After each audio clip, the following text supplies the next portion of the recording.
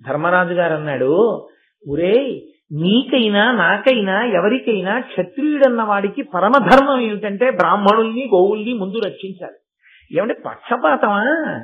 శాంతి వాక్యం చెప్పినా గోబ్రాహ్మణేభ్య శుభమస్తు నిత్యం లోకా సమస్తా సుఖినో భవంతు అంటారు. బ్రాహ్మడు ముందు బాగుండాలని ఆశీర్వచనమే, అందరూ బాగుండాలని అనకూడదా? కాదు. ఎందుకంటారో తెలుసా అండి? బ్రాహ్మణుడు ఒక్కడే ఉన్నా వాడు ఏమీ చేయలేడు లోకానికి. మంత్రం వచ్చు, ఏం చేస్తావు? ఏమీ చేయలేడు. ఇప్పుడు రేపు పొద్దున్న ఋత్విక్కులు వస్తారు, ఏం చేస్తారు వాళ్ళు? వాళ్ళు చేయగలిగింది ఏమి ఉండదు ఆవులు లేకపోతే. గోపూజ చెయ్యాలి. అక్కడ అసలు ఆ భూమిని అంతటినీ ఆవు తొక్కాలి. ఆవు పేడ వేస్తే ఆవు పేడతో అదంతా అలకాలి. ఆవు పెరుగు ఉండాలి, ఆవు పాలు ఉండాలి, ఆవు నెయ్యి ఉండాలి. హోమం చెయ్యాలంటే అసలు ఆవే లేదు. ఇంక ఈయనకి మంత్రం వస్తే ఈయన ఏం చేస్తాడు? వచ్చి ఏమీ ఉండదు చేయడానికి.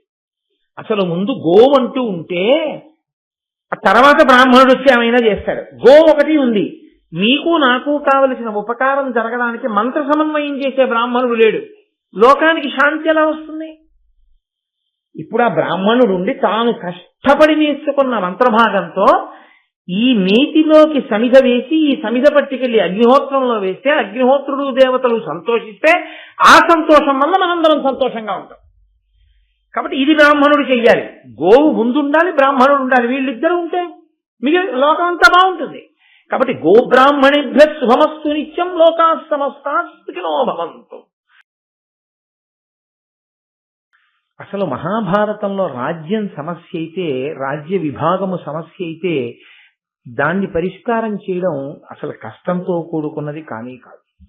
ఎందుకంటే ధర్మరాజు గారు నాకు ఇంత రాజ్యం కావాలని కానీ, ఈ భాగాలు నాకు కావాలని కానీ ఆయన అడగలేదు. అరణ్యవాస అజ్ఞాతవాసములు అయిపోయిన తర్వాత ఆయన చెప్పింది ఏమిటంటే, నాకు 5 ఊళ్ళు ఇస్తే చాలని అడిగాడు. 5 ఊళ్ళు ఇస్తే చాలు, తృప్తి పడతాను అని ధర్మరాజు గారు అన్నప్పుడు 5 ఊళ్ళు నచ్చజెప్పి ఇప్పించారనుకోండి, అయిపోయిందంటే. మరి సమస్య ఎందుకు జటిలమైంది? ద్రౌపదీదేవిని వాళ్ళు అవమానించడం అనేటటువంటి సంఘటన చేతనే కౌరవులు నశించిపోయారు. ఆవిడ్ని అవమానించిన కారణం చేతనే భీముడు ప్రతిజ్ఞ చేశాడు, దుశ్శాసనుడి గుండెలు బదలగొడతానని. ఆవిడని తొడ చూపించి దుర్యోధనుడు వచ్చి తొడ మీద కూర్చోమని సంజ్ఞ చేసినటువంటి కారణం చేతనే దుర్యోధనుడి యొక్క తొడలు విరగొడతాను అని ప్రతిజ్ఞ చేశాడు. ఇప్పుడు ఇన్ని ప్రతిజ్ఞలు ఎవరి కారణంగా వచ్చాయి? ఒక ఆడదాని కారణంగా వచ్చాయి.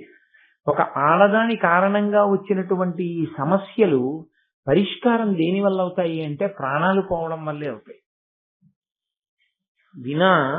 అవి ఒక చోట కూర్చుని మాట్లాడుకుంటే పరిష్కారం అయ్యేవి కావు. రాజ్య సమస్య అయితే పరిష్కారం అవుతుంది.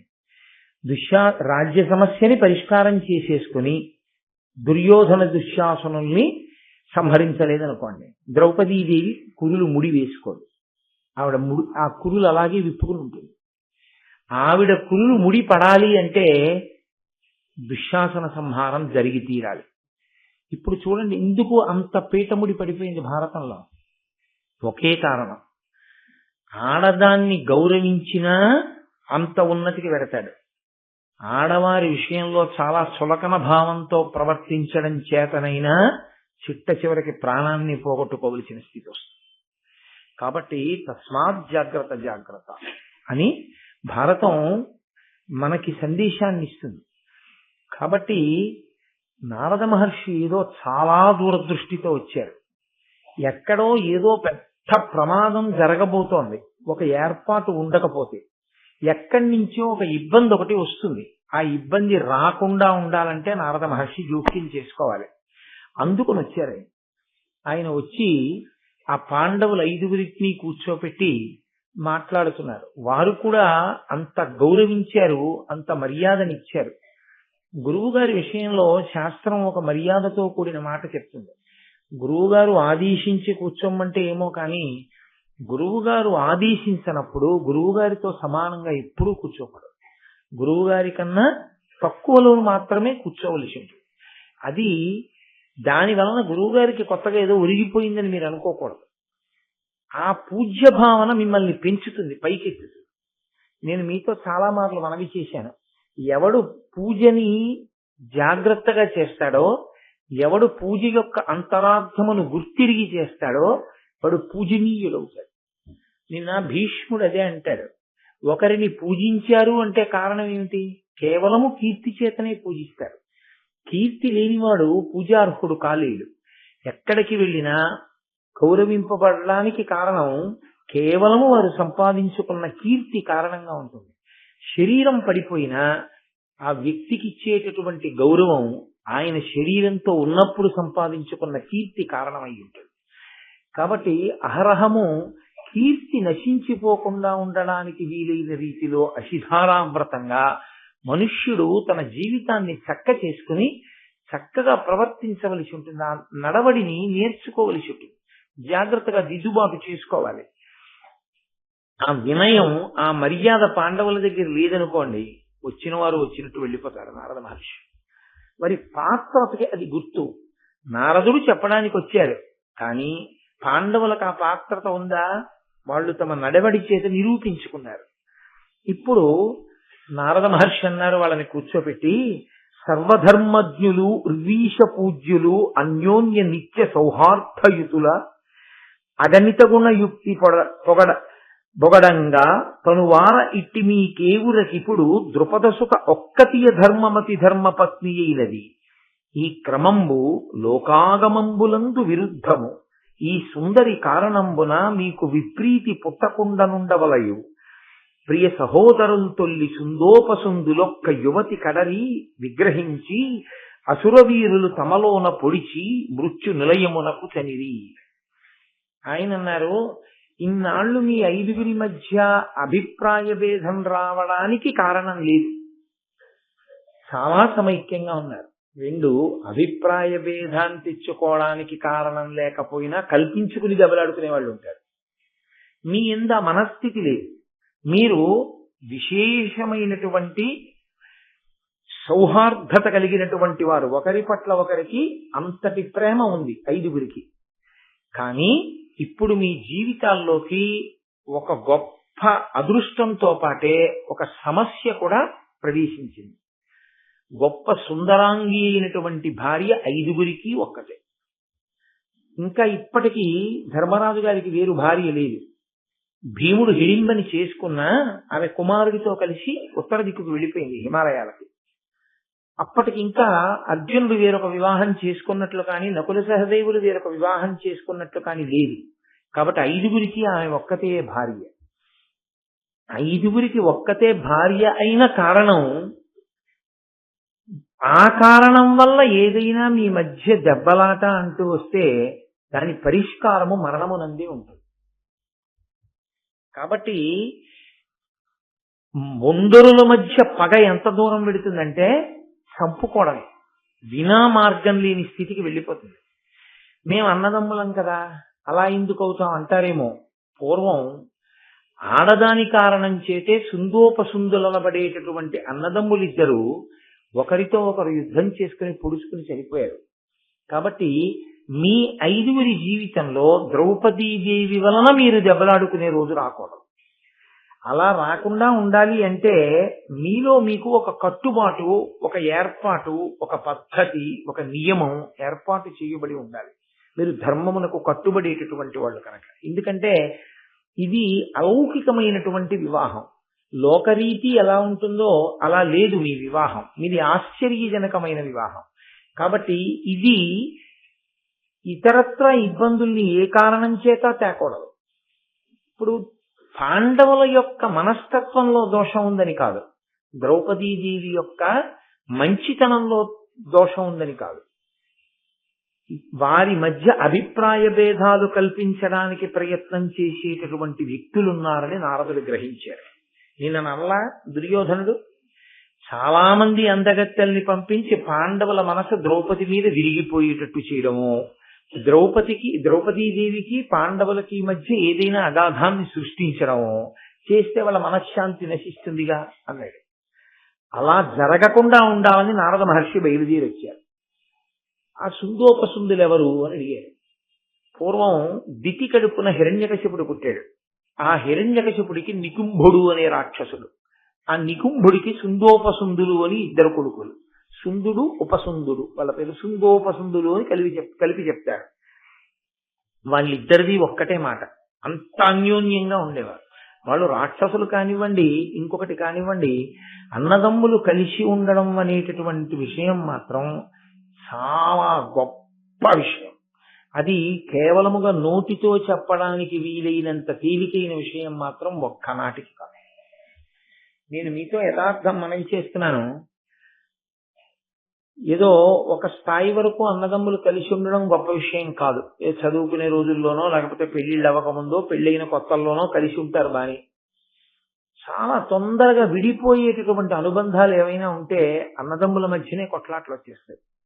వచ్చేసి ఈ ఇంటి మీద కాకి ఆ ఇంటి మీద వాలదు. అన్నగారు వస్తే తమ్ముడు పలకరించాడు.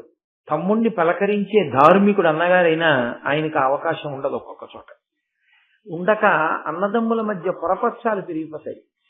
అన్నగారెంత ధార్మికుడు కానివ్వండి, తమ్ముడెంత మంచివాడు కానివ్వండి, అన్న తమ్ముడి దగ్గరికి తమ్ముడు అన్న దగ్గరికి వెళ్ళకపోవడమే ఆ అన్నదమ్ముల గౌరవం పాడవడానికి కారణం. వాళ్ళు ఎంత మంచి వాళ్ళైనా కానివ్వండి వ్యక్తిగతంగా, ఏమిటోనండి మరి ఇంతమంది గౌరవిస్తారు, ఆ అన్నగారిని తమ్ముడు గౌరవించాడు. ఏమిటోనండి ఆ తమ్ముడు అంత మంచివాడు అని అందరూ అంటారు, ఎందుకో ఈ అన్నగారు మాత్రం ఆ తమ్ముడి దగ్గరికి వెళ్ళాడు. చాలదా కీర్తి మార్చుకోవడానికి? చాలదా బాధపడ్డానికి?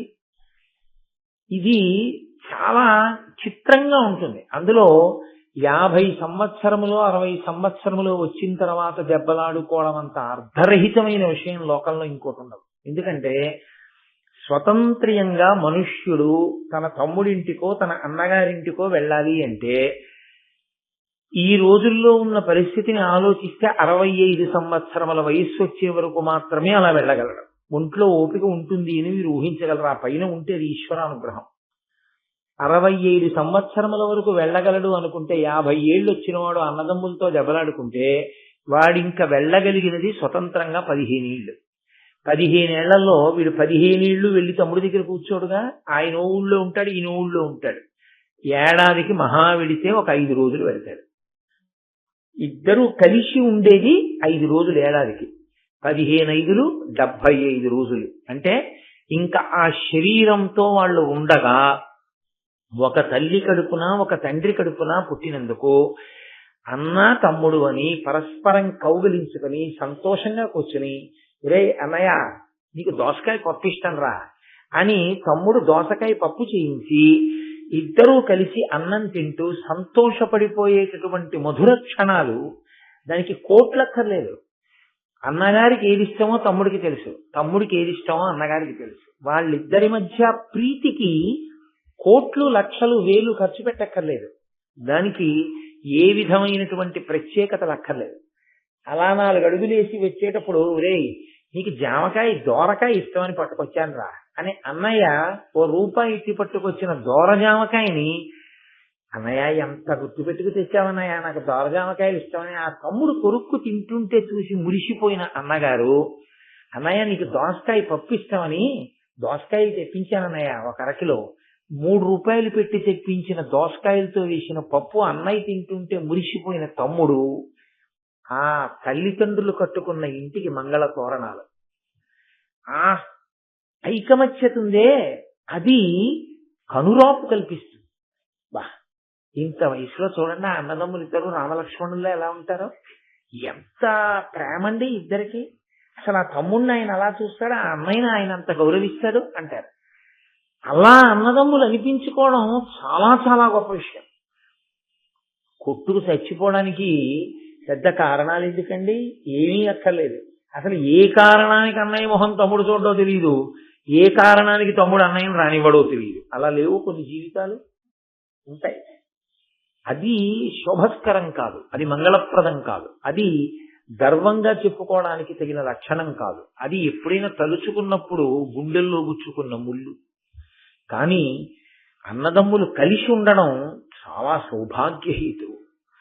అలా మీరు కలిసి ఉండాలి, మీరు విడిపోకూడదు. అది రాక్షసులే కానివ్వండి, దైవతలే కానివ్వండి, మనుష్యులే కానివ్వండి, అన్నదమ్ములు కలిసి ఉండడమే అంత గొప్ప విషయం. అన్నదమ్ములు కలిసి ఉండడం అంటే అందరూ ఒక ఇంట్లోనే ఉండాలని కూడా ఏం నియమం లేదు.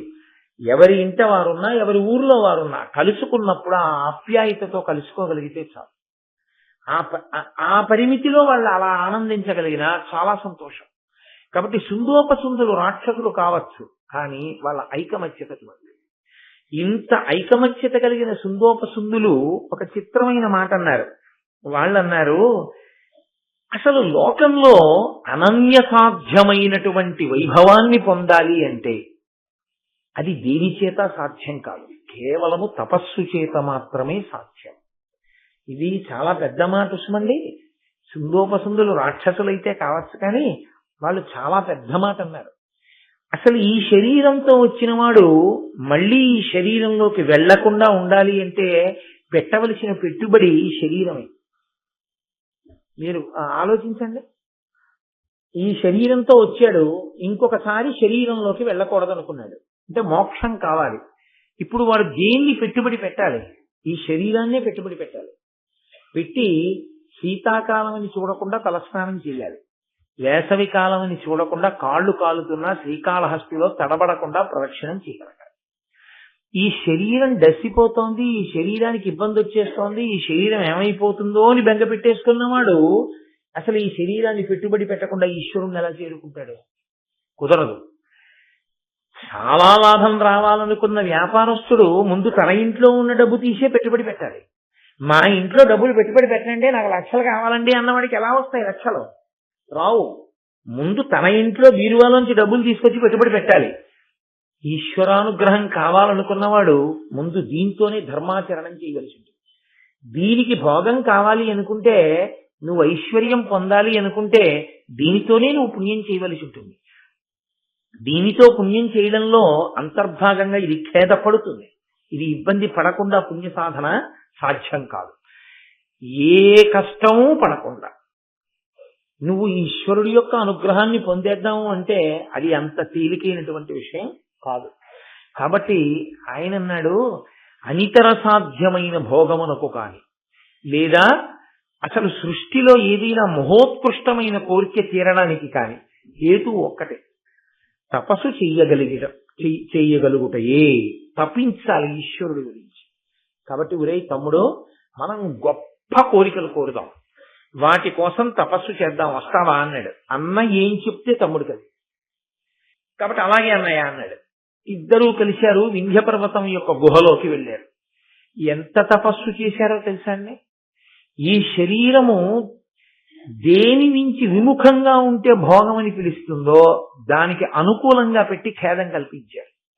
మీరు చూడండి, బయట వాతావరణం వేడిగా ఉందనుకోండి, దీంట్లో చల్లటిది పోశారనుకోండి సుఖం. బయట వాతావరణం చల్లగా ఉందనుకోండి, దీంట్లో వేడిగా ఉండేది పోశారనుకోండి, దీనికి సుఖం. బయట బాగా చల్లగా ఉందనుకోండి, దీని మీద వేడి నీళ్లు పోస్తే సుఖం. బయట చాలా వేడిగా ఉందనుకోండి, దీని మీద చల్లటి నీళ్లు పోస్తే సుఖం. బయటి వాతావరణం ఎలా ఉంటుందో దానికి వ్యతిరేకంగా ఉంచితేనే భోగం కల్పించినట్టు అని చెప్తుంటుంది మనసు ఎప్పుడు. కానీ వాళ్ళు ఏం చేశారంటే, ఇది ఖేదపడిపోయినా పర్వాలేదు, ఈశ్వరుడి యొక్క అనుగ్రహం మాకు కావాలి. ఇక్కడే చిన్న తేడా వల్ల నశించిపోతారు రాక్షసులు. కాబట్టి శీతాకాలంలో నీటిలో, వర్షాకాలంలో నీటిలో తల ఇలా పైకెత్తి చూస్తూ కొన్నాళ్ళు ఇలా తల కిందకి దించుకుని మాత్రమే ఉండిపోయి, అదేమంత తేలిక విషయం కాదు. తల చాలాసేపు మీరు ఇలా కిందకి దించి అలా ఉండలేరు. కొంతసేపటికి ఇదంతా నొప్పి వచ్చేస్తుంది. అలా తల దించుకుని ఉండి కొన్ని సంవత్సరాలు, రెండు చేతులు పైకెత్తి ఉంచేసి కొన్ని సంవత్సరాలు, ఒంటికాలు మీద నిలబడి కొన్ని సంవత్సరాలు, ఇలా బయట అసలు ఆహారం తీసుకోవడం మానేసి గాలిని భక్షిస్తూ కొన్ని సంవత్సరాలు తపస్సు చేస్తే వాళ్ళ యొక్క ఆ బ్రహ్మస్థానంలోంచి తపో ధూమము పైకి వచ్చి అది వింధ్య పర్వత గుహలోంచి పైకి వచ్చి ఆకాశాన్ని కప్పింది. కప్పితే దేవతలు బ్రహ్మగారి దగ్గరికి వెళ్ళారన్నారు, అనితర సాధ్యమైన తపస్సు చేశారు సుందోపసుందులు, కాబట్టి వాళ్ళని అనుగ్రహించమన్నారు. చతుర్ముఖ బ్రహ్మగారు ప్రత్యక్షమయ్యారు. ఇది ఒక భక్తుడైతే ఏమంటాడంటే, నీ పాదముల ఎడ విస్మృతి లేని భక్తిని నాకు కృప చెయ్యి అని అడుగుతాడు. అంతే, ధన్యుడైపోతాడు. ఏ శరీరాన్ని ఇంత కష్టపడి అడ్డుపెట్టి వీళ్ళు వ్యాపారంగా చేశారో, అంత కష్టపడి ఆ తపస్సు చేశారో దాన్ని నిజంగా వ్యాపారం చేసుకుంటారు. ఇప్పుడు ఆ వచ్చిన బ్రహ్మగారిని వాళ్ళు ఏమడిగారంటే, మాకు కొన్ని కోరికలు ఉన్నాయి, కోరిన రూపం మాకు వచ్చేయాలి. ఇది ఈ లోకంలో ఇదో గమ్మత్తు. ఇలా ఉన్నాడు అనుకోండి, నేను సర్వోత్కృష్టమైనటువంటి ప్రాణిరా, నేను మనుష్యుణ్ణిరా అని వాడు తృప్తి పడ్డాం. వాడికి ఏదో ఒక దిక్కుమాల కోరిక పుడుతుంది. అలా అది ఉంది చూసావా, దానిలో నేను ఉంటే ఎలా ఉంటుంది. ఈ కోరిక వల్లే మనిషి ఏం చేశాడో తెలుసా అండి, సృష్టిలో ఉన్న ప్రతి జీవరాశిలోను ఉన్నటువంటి ప్రతి జీవిలో ఉన్నటువంటి ఉత్కృష్టమైన లక్షణం ఏదుందో దాన్ని తెచ్చి వాడుకున్నవాడు మనుష్యుడు ఒక్కడే. మీరు గమనించండి. ఏనుగుంది, దాని దంతం తెచ్చి బొమ్మలు చేసుకునేవాడు మనుష్యుడే. గుర్రం ఉంది, దాని మీద ఎక్కి స్వారీ చేసేవాడు మనుష్యుడు ఒక్కడే. ఆవు ఉంది, దాని పాలు తెచ్చుకుని అభిషేకం చేసుకునేవాడు మనుష్యుడే. గేదె ఉంది, దాని పాలు తెచ్చుకుని తోడు పెట్టుకు పెరుగు తినేవాడు మనుష్యుడే. జింక్ ఉంది, దాని చర్మం తెచ్చుకుని వేసుకుని జపం చేసుకునేవాడు మనుష్యుడే. పులితోలు మీద కూర్చునేవాడు మనుష్యుడే. ఏనుగెక్కి ఆ అంబారీ మీద కూర్చుని యుద్ధానికి వెళ్లేవాడు, గజారోహణ సత్కారాన్ని పొందేవాడు మనుష్యుడే. ఒక నెమలుంది, దాని ఈకలు తెచ్చి ఇంట్లో అందంగా పెట్టుకుని నెమలి నాట్యం చేస్తుంటే సంతోషపడిపోయేవాడు మనుష్యుడే. పక్షుల్ని తీసుకొచ్చి పంజరాల్లో పెట్టేవాడు మనుష్యుడే. ఆఖరికి కస్తూరి మృగం కస్తూరి తెచ్చుకుని ఒంటికి రాసుకుని పొంగిపోయేవాడు మనుష్యుడే. ఇది ఒక జీవికున్న ప్రత్యేకతని వేరొక జీవి తన భోగానికి వాడుకోదు లోకంలో. ఇది ఏ జీవికి ఉండదు. మీరు చూడండి, ఏనుక్కి దంతం ఉంది, ఈ దంతం పట్టుకెళ్ళి నా గూట్లో పెట్టుకుంటానని చిలక పట్టుకెళ్ళదు. చిలకకి అందమైన ఎర్రటి ముక్కుండి అందంగా అరుస్తూ పండు కొరుకుతూ ఒకరన్న మాటని అనుకరించగలిగిన లక్షణం చిలకకుంటుంది. అలాగని పక్క కొమ్మ మీదున్న కాకి చిలకనెప్పుడు నువ్వు కావు కావు అను అని నేర్పదు. మనిషి తెచ్చి పంజరంలో పెట్టి మాటలు నేర్పుతాడు చిలకి. ఏ ప్రాణి కూడా తనకున్న వైభవాన్ని తాను వాడుకోదు, దానికున్న వైభవాన్ని వాడుకుందామని పక్క ప్రాణి చూడదు. అన్నిటి వైభవాన్ని వాడుకుందామనే ప్రయత్నం చేసేవాడు మనుష్యుడొక్కడే. దాని వలనే ఇన్ని రకాల ఆహారాలు అలవాటు పడింది మనుష్యుడికి ఒకరికి. ఇది చూడండి, చిలుక ఏదో పళ్ళో కాయలో తింటుంది, పులి మాంసం తింటుంది, దానికి ఏం వండక్కర్లేదు, వార్చిపెట్టక్కర్లేదు, దొరికితే చాలు తింటుంది. ఓ ఏనుగు ఆకులు కొమ్మలు తింటుంది. మనుష్యుడు గోడ మీద బల్లి తప్ప వాడు తినందేముండదు. కొన్ని దేశాల్లో అవి తింటారు. నేను అది విని తెల్లబోయాను. కాబట్టి అన్నిటినీ తిని తాను సుఖంగా ఉండాలని కోరుకునేటటువంటి విషయంలో అసలు నిగ్రహం లేకుండా ఆ భోగానికి అవధి లేనితనమే రాక్షసత్వం. కాబట్టి సుందోపసుందులు అడిగారని మనం ఏం వాళ్ళనే అనుకోక్కర్లేదు. వాళ్ళు అన్నారు మాకు కామరూపం కావాలి. వాడికో ఏనుగుని చూశాడనుకోండి, ఆ ఏనుగుని ఇంకో పెద్ద ఏనుగు వచ్చి యుద్ధం చేసి కొట్టి పడేస్తే అలా ఉంటుంది అనిపిస్తే వీడు పెద్ద ఏనుగు అయిపోతాడు. లేకపోతే అక్కడ ఒక ఆడ ఏనుగు కనిపిస్తే దానికి వాడికి ఆడ ఏనుగు అందంగా అనిపిస్తే వీడు మగ ఏనుగుని దాంతో క్రీడిస్తాడు. అది దానికి అర్థం ఏముండదు. ఆ భోగానుభవానికి ఈ ఒక్క శరీరం చాలదు మాకు, అందుకుని మాకు వేరు శరీరాలు కావాలి. ఇన్నాళ్ళు ఏం చేశాడు, ఆ శరీరాన్ని చేద పెట్టి తపస్సు చేశాడు. అది వ్యాపారం కాదండి. అది ఇంకా ఈ శరీరం రాకుండా చేసుకోవడం కాదు, మళ్ళీ ఇన్ని రకాల శరీరాలతో భోగం అనుభవిస్తాట. అదే రాక్షసత్వం అంటే. ఎందుకు చేసినట్లు ఆ తపస్సు? అన్నీ విన్నా, అన్నీ చదువుకున్నా, ఇంట్లో భారతం వ్యాఖ్యానాలన్నీ ఉన్నా, తన భోగకాంక్ష ఎందు కించిత్ కూడా తరుగన్నది లేకుండా మనసు మాత్రం వెంపర్లాటతో తిరిగేవాడెవరో వాడే సుందోపసుందుల్లో కొంత అంశం ఉన్నవాడితో లెక్క. తృప్తి నీకు ఏర్పడితే నువ్వు నారదుడి, తృప్తి ఏర్పడకపోతే నువ్వు సుందోపసుందుల్లో ఓ అంశం ఉన్నవాడి. కాబట్టి కోరిన రూపం కావాలి. మేము ఎక్కడికి వెళ్ళాలనుకుంటే అక్కడికి వెళ్ళిపోతూ ఉండాలి. మళ్ళీ అది రూపం చేత, ఇది దేశము చేత. వాడికి ఎవరో వచ్చి చెప్తారు, హిమాలయ పర్వతములకు ఎడమ పార్శ్వమునందు ఉండేటటువంటి పొదరింటిలో ఒక గొప్ప పొద తీగ ఉంది, ఆ తీగ ఆకులు తింటే నీకు గొప్ప బలం వస్తుందంటే వాడు వెళ్ళిపోయి ఆకు తినేయాలి. దానికి వాడు కష్టపడ్డావు, వెంటనే వెళ్ళిపోవాలి వాడు. అలా వచ్చినవే కదా సాధనాలన్నీ, ప్రయాణ సాధనాలు. వెళ్ళేటప్పుడు కూడా భోగమునకు కించిత్ ఇబ్బంది రాకుండా వెళ్ళిపోవడం అనేటటువంటి ప్రక్రియలో ఒకప్పుడు కారు అంటే కారు ఒక్కటే ఉండేది. ఆ తర్వాత కారు ఏసీ కారు అయింది. ఆ తర్వాత ఏసీ కారు ఆడియోతో తయారైంది. ఆ తర్వాత ఏసీ కారులో ఆడియో విత్ వీడియో, వెనకాతల కూర్చుని అలా స్క్రీన్ మీద చూస్తూ సినిమా చూస్తూ వెళ్ళిపోవచ్చు. ఆ తర్వాత సెల్ ఫోన్ పొరపాటున ఛార్జింగ్ అయిపోతే అందులోనే పెట్టేసుకోవడానికి ఛార్జర్ వచ్చేసింది. నీకు వినపడి బాధపట్టక్కర్లేదు, నువ్వు అద్దాలు వేసుకుంటుంటే వీధిలో వాళ్ళ చెవులు పగిలిపోయేలా హారలు కొట్టచ్చు. ఎన్ని భోగాలు కావాలో అన్ని భోగాలు అందులో ఉన్నాయి. ఇన్ని భోగములు అందులో ఉన్నప్పుడు మనసుకి ఏకాగ్రత ఎందుకు ఉంటుంది? అందులో టీవీ ఉంది, నీకు రోడ్డు కనపడుతుందా? అందులో పాట ఉంది, నీ మనసు నిలబడుతుందా? అందులో సెల్ ఫోన్ ఉంది, నీ దృష్టి స్టీరింగ్ మీద ఉంటుందా? కాబట్టి అన్నీ ఉన్న కారు రోడ్డు మీద పక్కన పడిపోతుంది. అది ఎక్కిన ఈయన ఇంటెన్సివ్ కేర్ యూనిట్ లో ఉంటాడు. నిగ్రహం లేకపోతే వచ్చే ప్రమాదం. దాన్ని ఎలా వాడుకోవాలో అలా వచ్చిందనుకోండి, అది వేరే విషయం. కాబట్టి గమనము మాయారూపమును మేము ధరించగలిగి ఉండాలి. నాలుగోది ఏమిటో తెలుసా? ఇన్ని ఉన్నాయి, నీకు ఇచ్చేసానన్న తర్వాత నీకు చచ్చిపోతే అందులో చావు రాకూడదు. అసలు ఈ శరీరం పడిపోకూడదు. ఇందుకు ఇంత కష్టపెట్టి తపస్సు చేసింది, అది విచిత్రం. అసలు మేము చచ్చిపోకూడదు బ్రహ్మదేవ.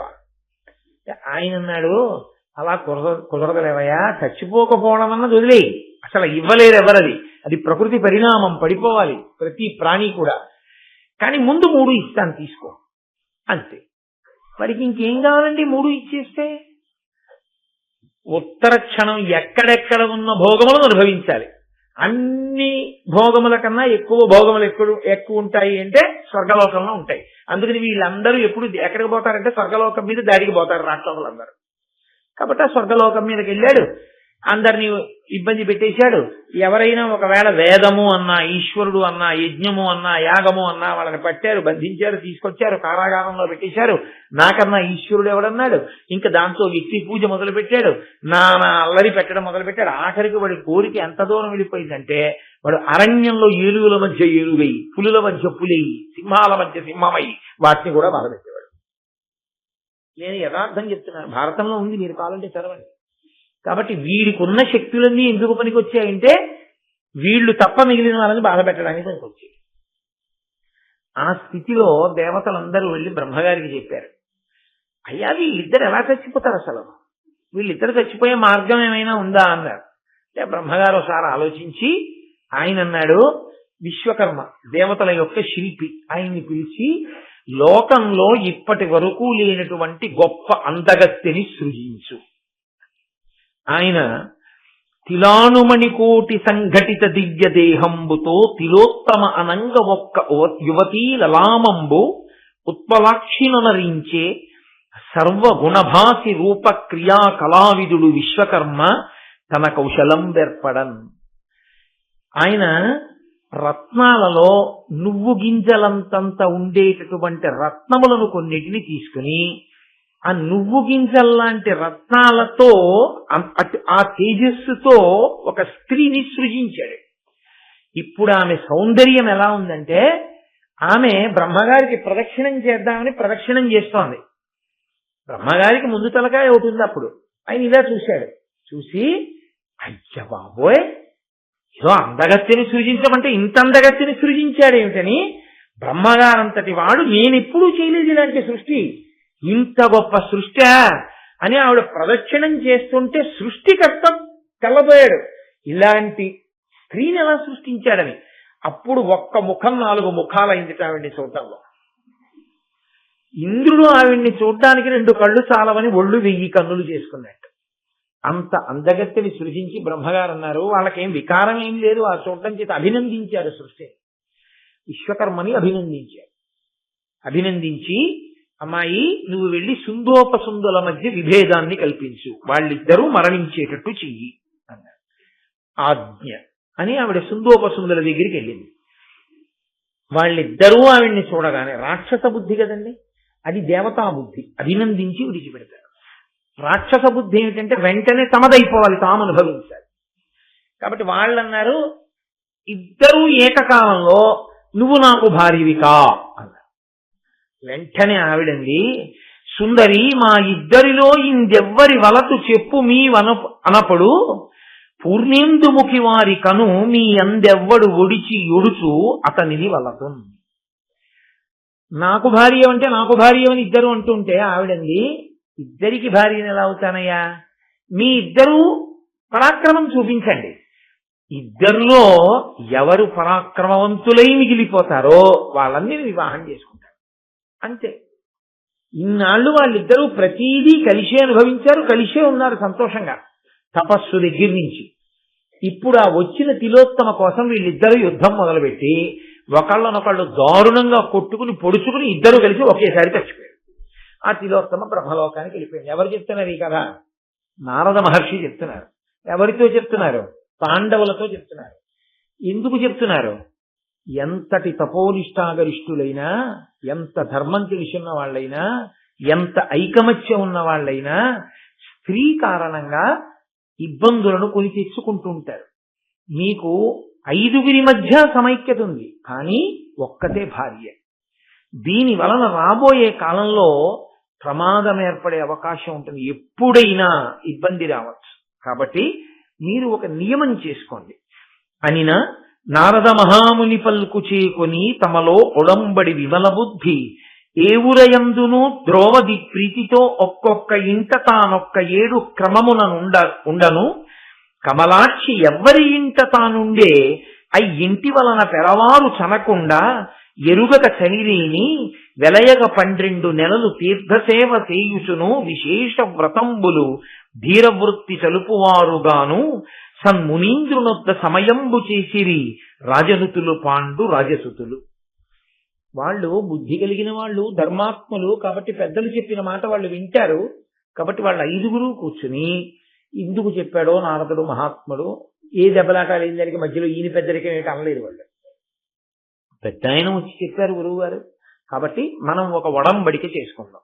ఇక నుంచి మన 5 పత్ని అయినటువంటి ద్రౌపదీదేవి ఒక్కొక్క సంవత్సరం ఒక్కొక్కరి ఇంట్లో ఉంటుంది.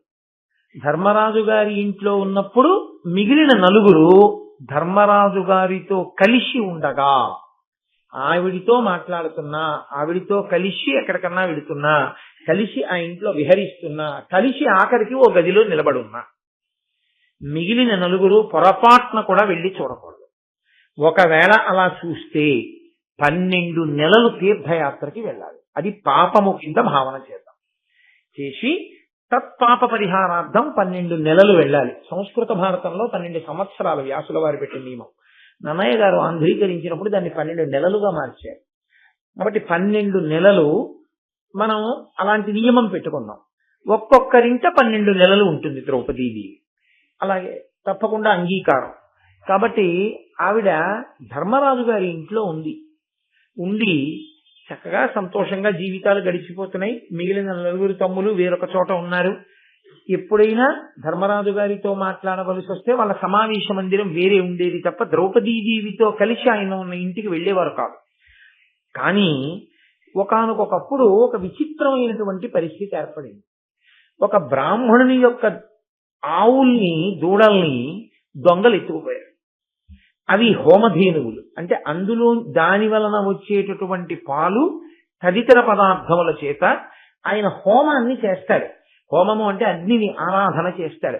బ్రాహ్మణుడికి అగ్ని ఆరాధన అత్యంత ముఖ్యమైనటువంటి విధి. అసలు యథార్థంగా మాట్లాడాలంటే అగ్ని ఆరాధన బ్రాహ్మణుని ఒక్కడి సొత్తు కాదు, అందరూ చెయ్యాలి అగ్ని ఆరాధన. అయితే ఎవరు ఎలా చెయ్యాలి అన్న దాని మీద వ్యాఖ్యానాలు వేరుగా ఉన్నాయి తప్ప అగ్నిని ఆరాధించకుండా ఎవ్వరూ ఉండకూడదు, అందరూ అగ్నిని ఆరాధన చెయ్యాలి. కాబట్టి ఇప్పుడు అతనికి హోమం ఆగిపోతుంది ఈ ఆవులు దూడలు లేకపోతే. ఆయన బ్రాహ్మణుడు, ఆయన వెంటబడి యుద్ధం చేయలేడు, బ్రాహ్మణ తేజస్సున్నవాడు. కాబట్టి ఆయన క్షత్రియుడి మీద ఆధారపడాలి రక్షణ కొరకు. పరిగెత్తుకుంటూ ఆయన అర్జునుడి దగ్గరికి వెళ్ళాడు. అర్జున ఆలస్యం చేస్తే దొంగలు దూరంగా వెళ్ళిపోతారు, వాళ్ళు నా ఆవుల్ని దూడల్ని ఎత్తుకుపోయారు. కాబట్టి నువ్వు వెంటనే బాణములను పట్టుకొచ్చి ప్రయోగించి ఆ దొంగల్ని సంహరించి నా ఆవు దూడ నాకు దొరికేటట్టుగా చెయ్యి ప్రభు అయినటువంటి వాడు దొంగ దొరికి సొత్తు పట్టుకుని పారిపోతూ లొంగనప్పుడు బాణప్రయోగం చేసి చంపైనా సరే వారి సొత్తు వారికి ఇప్పించకపోతే, ఆ అధికారం ఉన్నవాడు, ఎవరు పడితే వాళ్ళు కారు, ఆ అధికారం ఉన్నవాడు అలా చేయకపోతే గర్భస్రావం చేసిన పాపం ఇంకా కొన్ని పాపాలు వాళ్ళ ఖాతాలో వేస్తారు. అందుకని వెళ్ళాలి క్షత్రియుడైనటువంటి అర్జునుడు. అది ఆయన క్షాత్రం, అది ఆయన ధర్మం అవుతుంది అప్పుడు. కాబట్టి వాళ్ళు ఎప్పుడు నిరంతరం ధర్మం గురించి జాగరూకతతో ఉంటారు. తన ధర్మ నిర్వహణ తాను చెయ్యాలి కాబట్టి గబగబ ఆయుధాల కోసమని వెళ్ళబోయి ఆగిపోయాడు అర్జునుడు. అవి ధర్మరాజు గారు ద్రౌపదీదేవి కలిసి ఏ ఇంట్లో ఉన్నారో ఆ ఇంట్లో ఉంది ఆయుధశాల. ఆయుధాలన్నీ ఆ ఇంట్లో ఉన్న గదిలో ఉన్నాయి. తొందరపడి వెడితే గభాలన ధర్మరాజు గారు ద్రౌపదీదేవితో కలిసి ఎక్కడైనా కనపడితే తను ఆజ్ఞని ఉల్లంఘించినట్టు అవుతుంది, పెట్టుకున్న నియమాన్ని ఉల్లంఘించినట్టు అవుతుంది. 12 నెలలు తీర్థయాత్ర గడిపాలి బ్రహ్మచర్యం పాటిస్తూ. కాబట్టి వెళ్లకుండా ఆగాడు. బ్రాహ్మణుడు అన్నాడు, నువ్వు ఇలా తటపటాయిస్తే నా ఆవుల్ని దూడల్ని ఎత్తుకుని వెళ్ళిపోతాడు చాలా దూరం, నాకు ఆవులు దూడలు దొరకవు. బ్రాహ్మణ సొత్తు అపహరింపబడుతుంటే చూస్తూ ఊరుకున్నవాడు క్షత్రియుడు ఎలా అవుతాడు? కాబట్టి తొందరగా పట్టుకున్న ఆయుధాలు అన్నాడు. సరే, ముందు బ్రాహ్మణుణ్ణి ఆవుల్ని దూడల్ని కాపాడడం నా కర్తవ్యం, నా ధర్మం, దీనికోసం నేను పరిగెత్తవలసిందే అని ఆయుధశాలలోకి వెళ్ళాడు. ప్రతి కదలిక యందు పరదేవత ఉంటుందని నేను మీతో చెప్పాను కదండి. ధర్మం పట్టుకున్న వాణ్ణి బతికించాలి. ఎప్పుడు బతికించాలి? ఇప్పుడు కాకపోవచ్చేమో. దీని వెనక ఏం చెయ్యాలనుకుందో ఆ తల్లి. ఇక్కడి కదలిక ఎక్కడికి వెళ్ళి పెద్ద పునాది వేయాలో మీకు చూపిస్తాను, ఎందుకు వస్తుందో ఈ వృత్తాంతం నేను. అందుకే విజయ విలాసం చేశారు జామకూర వెంకటకవి తర్వాత వచ్చే ఘట్టం మీద ఏకంగా.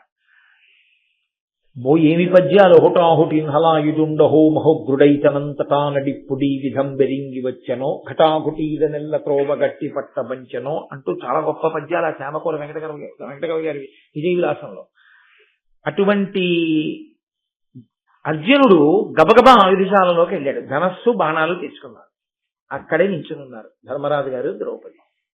ఆయన ముందు గబగబా అవి తీసుకుని వెళ్ళిపోయాడు. వెళ్ళిపోయి ఆ దొంగల్ని సంహరించి ఆవుల్ని దూడల్ని బ్రాహ్మణుడికి ఇచ్చేసి అన్నగారి దగ్గరికి వచ్చాడు. వచ్చి ఆయన అన్నాడు, అన్నయ్య, నా వల్ల దోషం జరిగింది. నువ్వు ద్రౌపదీదేవితో కలిసి ఉండగా నేను చూశాను. అసలు అలా చూడకూడదు అని కదా మనం పెట్టుకున్న నియమం. కాబట్టి నేను 12 నెలలు తీర్థయాత్రకు వెళ్ళిపోతాను. ధర్మరాజు గారు అన్నాడు, ఒరే, నీకైనా నాకైనా ఎవరికైనా క్షత్రియుడన్న వాడికి పరమధర్మం ఏమిటంటే బ్రాహ్మణుల్ని గోవుల్ని ముందు రక్షించాలి. ఏమంటే పక్షపాతమా? శాంతి వాక్యం చెప్పినా గోబ్రాహ్మణే శుభమస్తు నిత్యం లోకా సమస్తా సుఖినో భవంతు అంటారు. బ్రాహ్మడు ముందు బాగుండాలని ఆశీర్వచనమే, అందరూ బాగుండాలని అనకూడదా? కాదు. ఎందుకంటారో తెలుసా అండి? బ్రాహ్మణుడు ఒక్కడే ఉన్నా వాడు ఏమీ చేయలేడు లోకానికి. మంత్రం వచ్చు, ఏం చేస్తావు? ఏమీ చేయలేడు. ఇప్పుడు రేపు పొద్దున్న ఋత్విక్కులు వస్తారు, ఏం చేస్తారు వాళ్ళు? వాళ్ళు చేయగలిగింది ఏమి ఉండదు ఆవులు లేకపోతే. గోపూజ చెయ్యాలి. అక్కడ అసలు ఆ భూమిని అంతటినీ ఆవు తొక్కాలి. ఆవు పేడ వేస్తే ఆవు పేడతో అదంతా అలకాలి. ఆవు పెరుగు ఉండాలి, ఆవు పాలు ఉండాలి, ఆవు నెయ్యి ఉండాలి. హోమం చెయ్యాలంటే అసలు ఆవే లేదు. ఇంక ఈయనకి మంత్రం వస్తే ఈయన ఏం చేస్తాడు? వచ్చి ఏమీ ఉండదు చేయడానికి. అసలు ముందు గోవు అంటూ ఉంటే ఆ తర్వాత బ్రాహ్మణుడు వచ్చి ఏమైనా చేస్తాడు. గో ఒకటి ఉంది. నీకు నాకు కావలసిన ఉపకారం జరగడానికి మంత్ర సమన్వయం చేసే బ్రాహ్మణుడు లేడు. లోకానికి శాంతి ఎలా వస్తుంది? ఇప్పుడు ఆ బ్రాహ్మణుడు ఉండి తాను కష్టపడి నేర్చుకున్న మంత్రభాగంతో ఈ నీతిలోకి సమిధ వేసి ఈ సమిధ పట్టుకెళ్లి అగ్నిహోత్రంలో వేస్తే అగ్నిహోత్రుడు దేవతలు సంతోషిస్తే ఆ సంతోషం వల్ల మనందరం సంతోషంగా ఉంటాం. కాబట్టి ఇది బ్రాహ్మణుడు చెయ్యాలి. గోవు ముందుండాలి, బ్రాహ్మణుడు ఉండాలి. వీళ్ళిద్దరూ ఉంటే మిగిలిన లోకం అంతా బాగుంటుంది. కాబట్టి గోబ్రాహ్మణేభ్య శుభమస్తు నిత్యం లోకా సమస్తా సుఖినో భవంతు. అందుకని ముందు గోవు బాగుండాలని చెప్పారు. గోవుకి ఎంత ప్రాధాన్యం ఇచ్చారో చూడండి సనాతన ధర్మంలో. గోవు పరదేవత ఆవిడ. కాబట్టి నువ్వు గోవుని రక్షించడానికి వెళ్ళావు, దాని దూడల్ని రక్షించడానికి వెళ్ళావు, అనుషంగికంగా బ్రాహ్మణుడికి అది అప్పగించడం కోసం వెళ్ళావు. ఇది అసలు వాడు చాలా దోషభూయిష్టమైన జీవనం ఉన్న బ్రాహ్మణుడైనా ఆవులు దూడలు వెళ్ళిపోతున్నాయంటే తెచ్చివ్వాలి క్షత్రియుడు. కాబట్టి నువ్వు తప్పు చేసింది ఏముందిరా? తీర్థయాత్రకు వెళ్ళడానికి నేను ద్రౌపదీదేవి ఉండగా నువ్వు కావాలని రాలేదు, తగినంత కారణం లేకుండా రాలేదు. ఏదో చొరబడిపోయి చూడలేదు. అయినప్పుడు దోషమే ఉంది అందులో, అక్కర్లేదులే తీర్థయాత్ర ఉండు అన్నాడు. వెంటనే అర్జునుడు అన్నాడు, లేదు, ఎందుకో నారద మహర్షి మన దగ్గరికి వచ్చి ఒక నియమనం చేయించారు మనతోటి.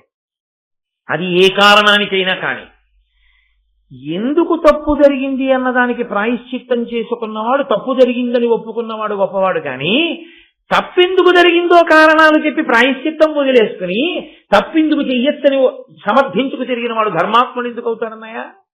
రేపు పొద్దున లోకం గౌరవిస్తుందా అలాంటి వాడిని? ఏ కారణానికి జరిగినా తప్పు జరిగి తర్వాత ధర్మం జరిగింది. ధర్మాన్ని నిలబెట్టాను కానీ తప్పు మాత్రం చేశాను. కాబట్టి అన్నయ్య, నన్ను వెళ్ళిపోని తీర్థయాత్రకి. నేను తీర్థయాత్రకు వెళ్ళినప్పుడు బ్రహ్మచర్యం పాటిస్తాను 12 నెలలు. కాబట్టి నేను వెళితే తీర్థయాత్రకు ఉపయోగం ఏముంది? అక్కడ గంగానది కనపడుతుంది, ఆ గంగానది వైభవం ఏమిటో చెప్పేవాడు ఉండాలా? అక్కడ దేవాలయం కనపడుతుంది, ఆ దేవాలయం గొప్పతనం ఏమిటో చెప్పేవాడు ఉండాలా? నేను క్షేత్రానికి వెళ్తాను, క్షేత్రం గొప్పతనం ఏమిటో చెప్పేవాడు ఉండాలా? లేకపోతే అక్కడ భూమి ఇక్కడ భూమి నీకు ఏం తెలిసని ఉత్తిని అలా చూసేసి వచ్చేస్తాను. నీ కళ్ళ ఎదురుగుండా ఎంత గొప్పతనం ఉన్నా నీకు దాన్ని గుర్తించడానికి కావలసినటువంటి సమర్థత లోపించి ఉంది. ఇప్పుడు ఆ సమర్థత ఉండాలి అంటే ఆయనతో పాటుగా బ్రాహ్మణులు వెళ్ళాలి. వాళ్ళు వెళితే ఎక్కడ ఏది చెయ్యాలో అది చేయిస్తారు. మహానుభావ అర్జున, ఇక్కడ సువర్ణదానం చెయ్యాలి, చేయిస్తారు. ఇక్కడ హోమం చేసుకోవాలి, చేయిస్తారు. ఇక్కడ నదీ స్నానం చెయ్యాలి, చేయిస్తారు. ఇక్కడ నీ పితృదేవతలను చెప్పి తర్పణలు ఇవ్వాలి, ఇప్పిస్తారు. ఎక్కడ ఏది చెయ్యాలో అది చేయిస్తే దేశకాలముల వలన ప్రయోజనం ఉంటుంది. అది తెలియనప్పుడు వెళ్ళి ఉపయోగం ఉంటుంది. దానికి అర్థమేమి ఉండదు. వ్యాసుడు దేవీ భాగవతంలో ఒక గొప్ప మాట అంటారు, భ్రమన్ సర్వతీర్థేషు స్నాత్వా పునః నిర్మలం మనో యావత్ తావత్ సర్వం నిరర్ధకం. ఎందుకు వెళ్ళాడో ఆయనకే తెలియదు. కూర్చునే వెళుతుంటాడు, ముదుగుతుంటాడు, కోపడుతుంటాడు, మళ్ళీ ఇల్లు గుర్తు తెచ్చుకుంటుంటాడు, ఇంటికి వచ్చేస్తాడు.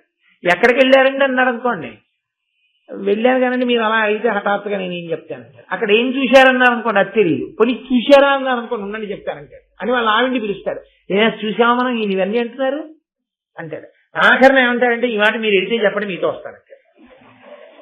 కాబట్టి బ్రాహ్మణులతో కలిసి వెళ్ళాడు. వెళ్ళి చక్కగా ఎక్కడ ఏది చెయ్యాలో అది చేశాడు. గంగానదీ తీరమునకు వెళ్ళాడు. వెళ్ళి ఆ గంగమ్మని చూసి, గంగాధర పింగజటా సంగమ మంగళ విశాల చటుల తరంగన్ గంగానది సేవించెను గంగా ద్వారమున విగత కల్మషుడగుచున్. గంగాద్వారం అంటే హరిద్వారం. అక్కడికి వెళ్ళి గంగని చూశాట. గంగ పేరెత్తగానే నన్నయ్య గారికి పడినటువంటి పద్యం చూడండి. అది భక్తి, అది ఋషి యొక్క తత్వం రచనలో. గంగాధర పింగజట సంగమ మంగళ విశాల చటుల తరంగం. రామాయణం బాలకాండలో వాల్మీకి మహర్షి అంటారు, భవాంగపతితంతోయం పవిత్రమితి పస్పృశు అంటారు. భౌడైనటువంటి పరమశివుని యొక్క తలకి తగిలింది కాబట్టి గంగకంత శక్తి వచ్చింది అన్నాడు. అలా గంగాధరుని యొక్క ఎర్రని జటలకి తగిలి కింద పడినటువంటి ఆ గంగని చూసి, అబ్బా గంగ అన్నాడు.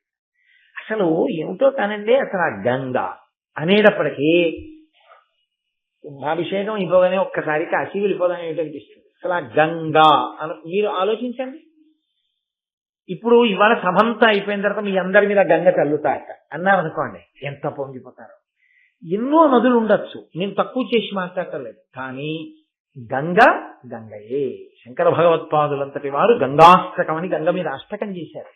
బహుశా నాకు తెలుసున్నంత వరకు, నేను చూసినంత వరకు ఏ నదికి కూడా ప్రతిరోజు కొన్ని వందల సంవత్సరాల నుంచి ప్రతిరోజు సాయంకాలం దేవాలయంలో కూడా అంత పూజ జరుగుతుందో జరగదో కానీ అంత గొప్ప పూజ జరిగి అంత పెద్ద ఎత్తున నీరాజనాలు ఇచ్చి దానికోసం పెద్ద శిక్షణ చేయించి శరీరాలు కండలు తిరిగిన వాళ్ళు ఒక 25 మందో ఎంతమందో నిలబడి ఒకేలా తిప్పుతూ, ఏదో సన్యాసి దండ విన్యాసం చేసినట్టు ఆ హారతులు తిప్పుతూ ఎదురుగుండా వెడుతున్నటువంటి నదికి హారతులు ఎత్తుతుంటే కొన్ని వందల మంది పడవలలో అటు కూర్చుని ఆ గంగ హారతి, గంగ పాటలు, భజన చేస్తూ పొంగిపోయి గంగా స్నానం చేశామని గంగ నీళ్లు పట్టుకొచ్చి ఇంకోళ్ళకి ఇస్తే ఎంత ఉపకారం చేశారండి అని డబ్బా ఇంట్లో పెట్టుకుని ఎందుకైనా మంచిది గంగ చల్లుకుంటే మంచిదేమో అని అనిపించినప్పుడు డబ్బా బదలగొట్టి గంగ చల్లుకుంటాడు. అలాంటి నది నాకు తెలిసి ఈ భూమండలం మొత్తం మీద ఇంకొక నది లేదు. అటువంటి గంగ పుట్టిన దేశంలో పుట్టడమే అదృష్టం. అందుకే ఆ గంగ పేరెత్తేటప్పటికే నన్నయ్య గారు కూడా అదే మాట అంటారు, గంగాధర పింగజటా సంగమ మంగళ విశాల చటుల తరంగం. ఆ తరంగములతో కూడినటువంటి ఆ గంగాని సేవించేట. అంతేకాని ఆ గంగానది కనపడిందని అక్కడి నుంచి వెళ్ళి ఆటలాడడం అందులో దూకడం కాదు, గంగని సేవించాడు అంటే అంత పవిత్ర భావనతో స్నానం చేశాడు. స్నానం చేసి ఆయన ఆ గంగ ఒడ్డునే కూర్చుని హోమం చేసుకుంటాడు. వాళ్ళు చెప్పారు, ఇది పరమ పవిత్రమైన ప్రదేశమయ్యా, ఇక్కడ కూర్చుని హోమం చెయ్యి, దేవతలు సంతోషిస్తారు. హోమగుండం పెట్టుకున్నాడు, కూర్చున్నాడు, చక్కగా బ్రాహ్మణులు మంత్రం చెప్తున్నారు, ఆయన స్వయంగా వేదం చదువుకున్నాడు, అందులోకి హోమంలోకి హవిస్సులు ఇస్తున్నాడు. అంతలో వచ్చింది ఒక ఆవిడ నాగకన్య. ఆవిడ పేరు ఉలూచి. ఆ ఉలూచి ఐరావత వంశం. మీకు నేను మొట్టమొదట్లో ఆ జనమేజయ సర్పయాగ సమయంలో ఉదంకుడు వెళ్లి ప్రార్థన చేసినటువంటి సర్ప జాతులలో ఆ జాతి ఒకటి. వాళ్ళు స్వేచ్ఛగా మూడు లోకములలో తిరుగుతారు. అలా తిరగగలిగినటువంటి ఐరావత వంశంలో కౌరవ్యుడు అనబడేటటువంటి ఒక నాగరాజు యొక్క కుమార్తె ఆమె, ఆ ఉలూచి. ఆ నాగకన్యక మనుష్య రూపాన్ని ధరించి వచ్చి గంగా తీరంలో అర్జునుడిని చూసి, ఆవిడ ఎంత శక్తివంతురాలో తెలుసా అండి.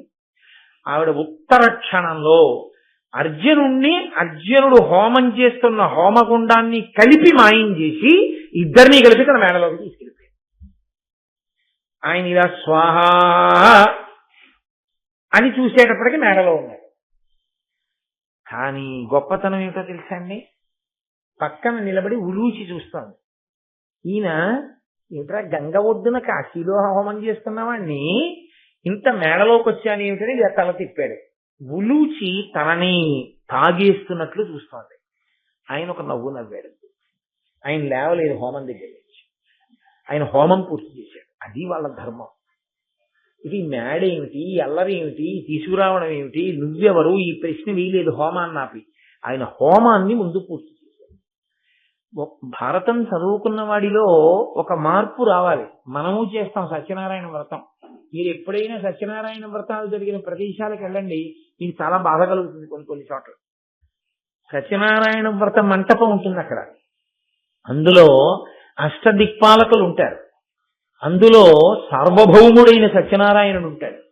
అందులో నవగ్రహాల్ని ఆవాహయామి, స్థాపయామి, పూజయామి అని మంత్రంతో పిలుస్తారు. వాళ్ళందరూ నేల మీద ఉంటారు. వీడు ఓ కుర్చీ వేసుకుని ఎదురుగుంటా కూర్చుంటాడు. అంత నేల మీద కూర్చోలేని వాడి అయితే గడప దాటి ఇంకో గదిలో కూర్చోవాలి. సత్యనారాయణ స్వామి వారి వ్రతమంటపం ఉండగా ఎదురుగుండా కుర్చీలో కూర్చోడానికి కాల్సనా నీ భక్తి? అదే భక్తి, అదే కూర్చునే విధానం. ఎక్కడికి వెళ్ళండి, నాకు అందుకే సత్యనారాయణ స్వామి వారి వ్రతం రండి అంటే వెళ్ళడానికి భయం. అలాగే కూర్చుంటారు. ఏ ఇంటికి వెళ్ళండి అలాగే కనపడుతుంది తప్ప కూర్చోలేడండి అని వాడు గడప దాట అవతల కూర్చుని భక్తితో మంత్రం వింటూ వాడు ఒక్క మాటి కూర్చోడు. వాడి పెద్దరికం కాలిపోతుందని అక్కడికే వచ్చి కుర్చీ వేసుకుంటాడు వాడు. అలా కూర్చోపోతే వాడి పెద్దరికం పోతుంది. ఈ వ్రతం చేసేవాడు వచ్చిన వాళ్ళందరినీ చూసి, వచ్చారా కూర్చో, ఆయన ఉప్మా పెట్టవే అంతే. ఏమిటి వ్రతం నేను చేసింది? ఈ వెర్రావిడు మాత్రం ఆ తామలపాకు, అక్షత, డబ్బు పట్టుకెళ్ళి ఇస్తూ ఉంటుంది. వీడు ఆయన ఇలా వేలు చూపిస్తుంటాడు, గుడ్డేడ్ని చూపించినట్టు చూపిస్తే ఇక్కడ వేలు పెడితే అక్కడ ఆకేసి ఆకు మీద ఒక్క అక్షతలు వేసి, వీడి దృష్టి అంతా దేని మీద ఉంటుందంటే వచ్చిన వాళ్ళ మీద. ఆ వచ్చిన వాడు అంతకన్నా గొప్పవాడు. వాడు మళ్ళీ వెంటనే వెళ్ళిపోవాలి, ఏదో వాడికి అర్జెంట్ పని ఉంటుంది. ఎప్పుడు వాడికి అర్జెంట్ పని. అందులో వాడు వస్తూనే వీడి చేతిలో ఒళ్ళో ఎప్పుడు ఏం పెట్టేద్దామని చూస్తుంటాడు. ఇంకా వీడి ఒళ్ళో పెట్టగానే వీడికి నమస్కారం చేయకపోతే వీడికి భూతతృప్తి అవ్వదు. అందుకని సత్యనారాయణ స్వామి అక్కడే ఉంటాడు. వీడు ఆ మంటపాన్ని సంతూరించుంటాడు.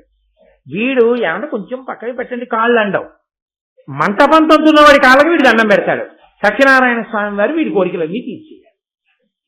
ఆయన్ని పూజించారా అవమానించారా? వీడు ఎందుకు తీరుస్తాడు కోరికలు? ఏది భక్తి, ఏది బూడిదెక్కడ?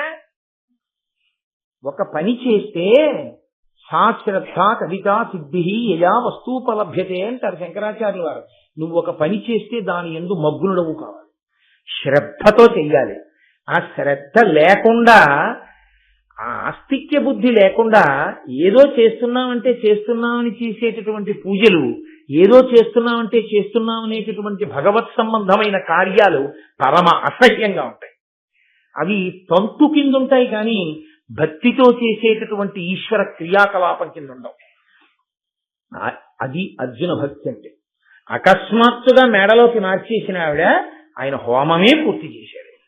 హోమం పూర్తి చేసి, ఎవరు నువ్వు, నన్ను ఎందుకు తీసుకొచ్చావు ఈ మేడలోకి అని అడిగాడు. ఆవిడ చిరునవ్వు, ఆవిడ చూపు బట్టి తెలుసుకోలేనంత అమాయకుడు అర్జునుడు కాడు. ఆవిడంది, నీ గుణములు తొల్లియు నాగీగీతములందు విని తగిలి ఇప్పుడు మనోరాగమున చూడగంటిని భాగీరథి యందు నిన్ను పరహిత చరిత. అర్జున అని పిలవలేదు. ఉలూచి ఒక పెద్ద మెరుపు మహాభారతంలో. ఉలూచి లేకపోతే అసలు బహుశః ఏమి పరమయదార్థం అర్జునుడు నరకానికి వెళ్ళిపోతాడు. ఉలూచిని పెళ్లి చేసుకున్నాడు కాబట్టే అర్జునుడు నరకానికి వెళ్ళలేదు. ఆవిడ అంతటి శక్తివంతురాలు, అంతటి గొప్ప తల్లి. ఎందుకు అలా జరిగింది అన్నది నేను మీకు ఎదర చూపిస్తాను, ఒక ఘట్టంలో కలిపి చెప్తాను. ఇందులోది కాదు కానీ అశ్వమేధ పర్వంలోది. అశ్వమేధ పర్వం అంటే ఇంచుమించుగా చిట్ట చివరికి వెళ్ళిపోతే భారతంలో వస్తుంది. కానీ నేను మీ యొక్క సౌకర్యం కోసం ఇవాళ ఉలూచి గొప్పతనాన్ని చూపించడానికి నేను ఆ వైభవాన్ని చూపిస్తాను, అక్కడ కలిపి చెప్తాను. ఇప్పటికి అలా వినండి తప్ప ఆవిడ ఏదో కాముకురాలని మీరు తొందరపడి ఒక నిర్ణయానికి రాకండి. ఆవిడ అర్జునుడిని పిలిచినప్పుడు పార్థ అని పిలవలేదు, విజయ అని పిలవలేదు, అర్జున అని పిలవలేదు. ఆవిడ ఏమని పిలిచిందంటే పరహిత చరిత అని పిలిచింది. పరుల యొక్క హితమును కోరి ప్రవర్తించేటటువంటి వాడా అని పిలిచింది. ఏమిటి, ఎందుకు అలా పిలవడం అంటే, ఆయన ఎందుకు వచ్చాడు గంగా ఒడ్డుకి? తీర్థయాత్ర చేస్తూ. తీర్థయాత్రకి ఎందుకు వచ్చాడు? అన్నగారు ద్రౌపది కలిసి ఉండగా చూడటం వల్ల. అన్నగారు ద్రౌపది కలిసి ఉన్నారు, వెళ్ళవద్దని ఆగినవాడు మళ్ళీ లోపలికి ఎందుకు వెళ్ళాడు? బ్రాహ్మణుడికి గోవులు పోయాయని. బ్రాహ్మణుడి గోవులు తెచ్చి ఇవ్వడంలో గబుక్కులు లోపలికి వెళితే ద్రౌపదీదేవితో అన్నయ్య గారు కనిపిస్తే తీర్థయాత్రకు వెళ్ళిపోవడానికి సిద్ధపడ్డాడు. 12 నెలలు బ్రహ్మచర్యం చేసి తీర్థయాత్ర చేయడానికి ఎందుకు సిద్ధపడ్డాడు? పేరూరు తెలియని ఒక బ్రాహ్మణుడి గోవులు తెచ్చివ్వడం కోసం. ఇంతకన్నా పరహిత చరిత్రుడెవరు? ఇతరుల యొక్క మేలు గురించి ప్రయత్నించేవాడెవరు? అంటే ఉలూచి ఎంత అవగాహన కలిగి మాట్లాడుతోంది. ఏదో యథాలాపంగా ఓ అర్జున ఓ విజయ అనకూడదా? ఆ పద్యంలో ఆవిడ అర్జునుణ్ణి అలా సంబోధించి, ఓ పరహిత చరిత, నీవు నీ గుణములు తొల్లియు నాగీగీతములందు విని. నాగులు ఆ నాగలోకంలో ఉండేటటువంటి పాముల రూపంలో ఉండేటటువంటి వాళ్ళు ఎప్పుడూ నీ యొక్క గుణములను గురించి, నీ వైభవం గురించి పాటలు పాడుతూ ఉంటారు. అవి విని నా మనసు నీ యందు లగ్నమైంది. అందుకని నిన్ను చూడాలనుకున్నాను. భాగీరథీ నది ఒడ్డున, గంగానది ఒడ్డున నువ్వు హోమం చేస్తూ కూర్చుని కనపడ్డావు. నిన్ను చూడగానే నా మనసు నీ యందు అనురక్తమైంది. కాబట్టి నిన్ను నా మేడకి తెచ్చేసుకున్నాను. నేను నిన్ను కోరేది ఏమిటో తెలుసా? నేను నీ వలన సంగమ సుఖాన్ని అపేక్షిస్తున్నాను. కాబట్టి నువ్వు నాకు అటువంటి కృప ఇవ్వవలసినది అని అడిగింది. ఆయన అన్నాడు, ఎప్పుడూ ధర్మమేనండి వాళ్ళ తాపత్రయం అంతా, ఎప్పుడూ ధర్మమే వాళ్ళకి.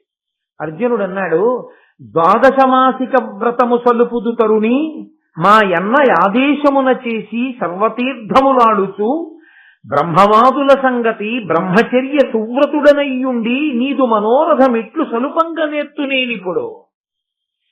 నేను మా అన్నగారు ఆజ్ఞాపించితే వచ్చాను ఇలా తీర్థయాత్రల కోసం. మరి వాళ్ళ అన్నగారికి ముందు చెప్పాడు వద్దన్నారు, వెడతానన్నాడు. సరే వెళ్ళు అన్నాడు కదా ఆయన. అందుకని తీర్థముల యందు స్నానం చేయడానికి వచ్చాను, బ్రహ్మవాదులతో కలిసి వచ్చాను. బ్రహ్మచర్య వ్రతంలో ఉన్నాను. ఈ 12 నెలలు నేను బ్రహ్మచర్య వ్రతంలో ఉంటాను. అటువంటి వ్రతంలో ఉన్నవాణ్ణి నేను ఎలా నీకు సంగమ సుఖాన్ని ఇవ్వగలను? అది కుదరదు కదా, నేను ఈ వ్రతంలో ఉన్నాను కదా. ఆవిడ అంతకన్నా పెద్ద ధర్మ సూక్ష్మం ఒకటి చెప్పింది. అన్ని ధర్మములలోకి సర్వోత్కృష్టమైన ధర్మం ఏదో తెలుసా అర్జున? నీకు తెలియనిది కాదు, ప్రాణిని రక్షించటమే. నువ్వు నాతో సంగమించకపోతే మన్మథ జ్వరము చేత నా శరీరం పడిపోతుంది, నేను చనిపోతాను. అప్పుడు ప్రాణిహింస చేసిన పాపం నీ ఖాతాలో పడదా? కాబట్టి ఒక ప్రాణిని రక్షించడానికి నువ్వు నాతో సంగమిస్తే దీని వలన ఈ బ్రహ్మచర్య వ్రతమునకు దోషము రాదు. ఆయన అంగీకరించాడు. అంగీకరించి ఆ రాత్రి ఆ మేడలో ఆమెతో కలిసి ఉండి మరునాడు ఉదయం బయలుదేరి కాశీ పట్టణానికి దింపేసింది ఆవిడ. ఒక్క రాత్రి ఆమెతో ఉన్నందుకు గాను ఆమెకి సత్యగర్భమునందు ఒక కుమారుడు జన్మించాడు. ఆయన పేరు ఇరావంతుడు. ఆ ఇరావంతుడు అన్న కొడుకు ఒక్కడు పుట్టగానే ఆవిడ హిడింబలాగే సంతృప్తి పడిపోయి, నేను అర్జునుడి భార్యని, నేను అర్జునుని వలన కుమారుని కన్నాను, పొంగిపోయిందండి. ఉలూచి చాలా పెద్ద మెరుపు అంతే. ఇక మళ్ళీ ఉలూచి కనపడదు. ఎక్కడ కనపడుతుందంటే ఇక్కడ విడిచిపెట్టిన ఉలూచి మొట్టమొదట ఆది పర్వంలో వచ్చింది, మళ్ళీ అశ్వమేధ పర్వంలో కనపడుతుంది. ఈ మధ్యలో ఎక్కడా కనపడదు.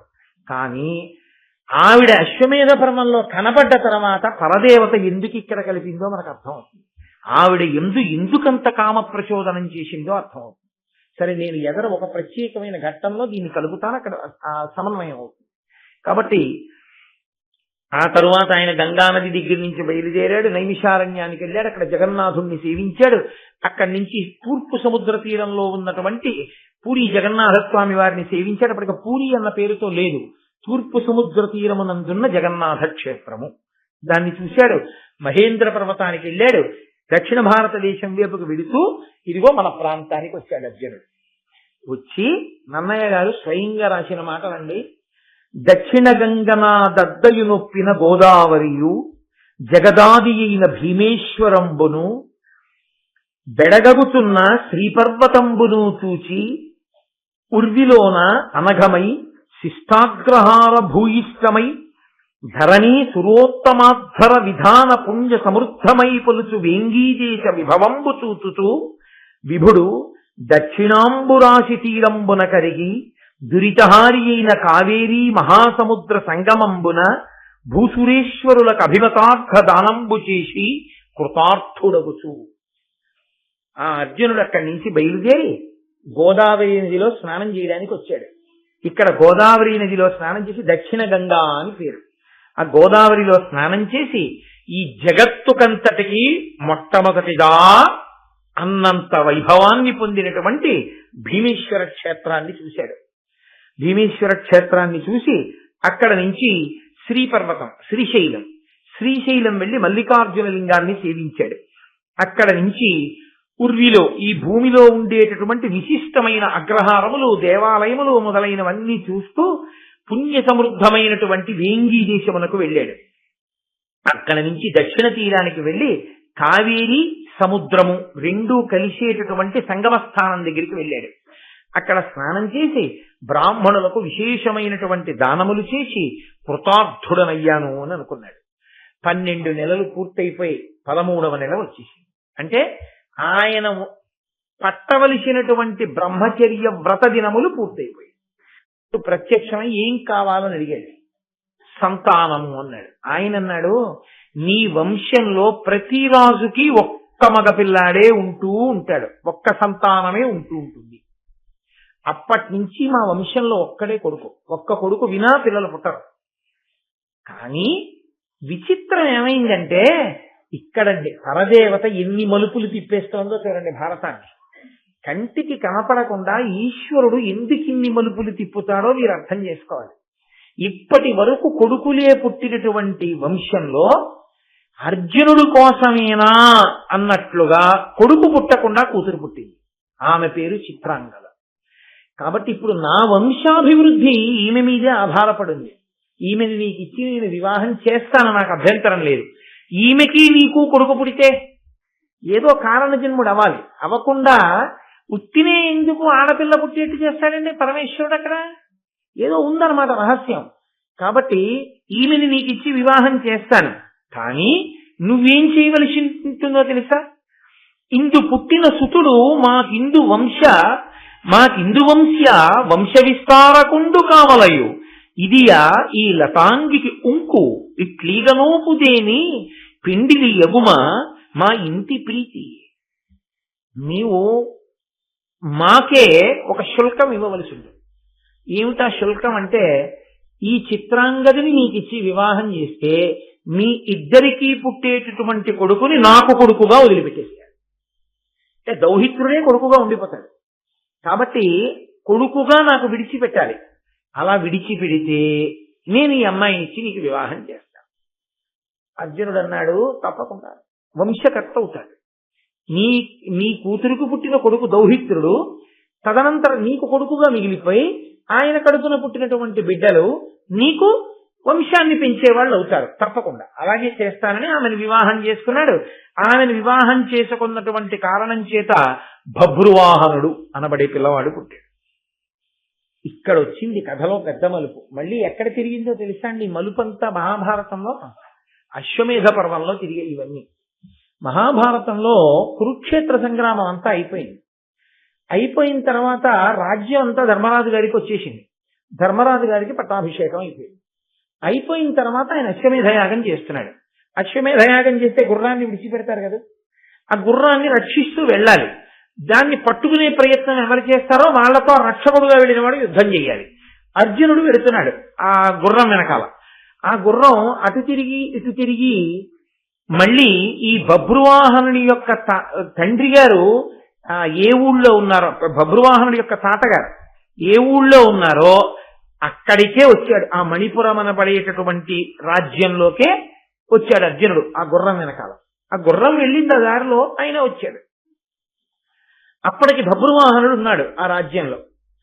ఆయన తెలుసుకున్నాడు, ఓ మా నాన్నగారు వస్తున్నారు గుర్రం వెనకాతల, మా పెద్దనాన్నగారు ధర్మరాజు గారు మహానుభావుడు అశ్వమేధయాగం చేస్తున్నాడు.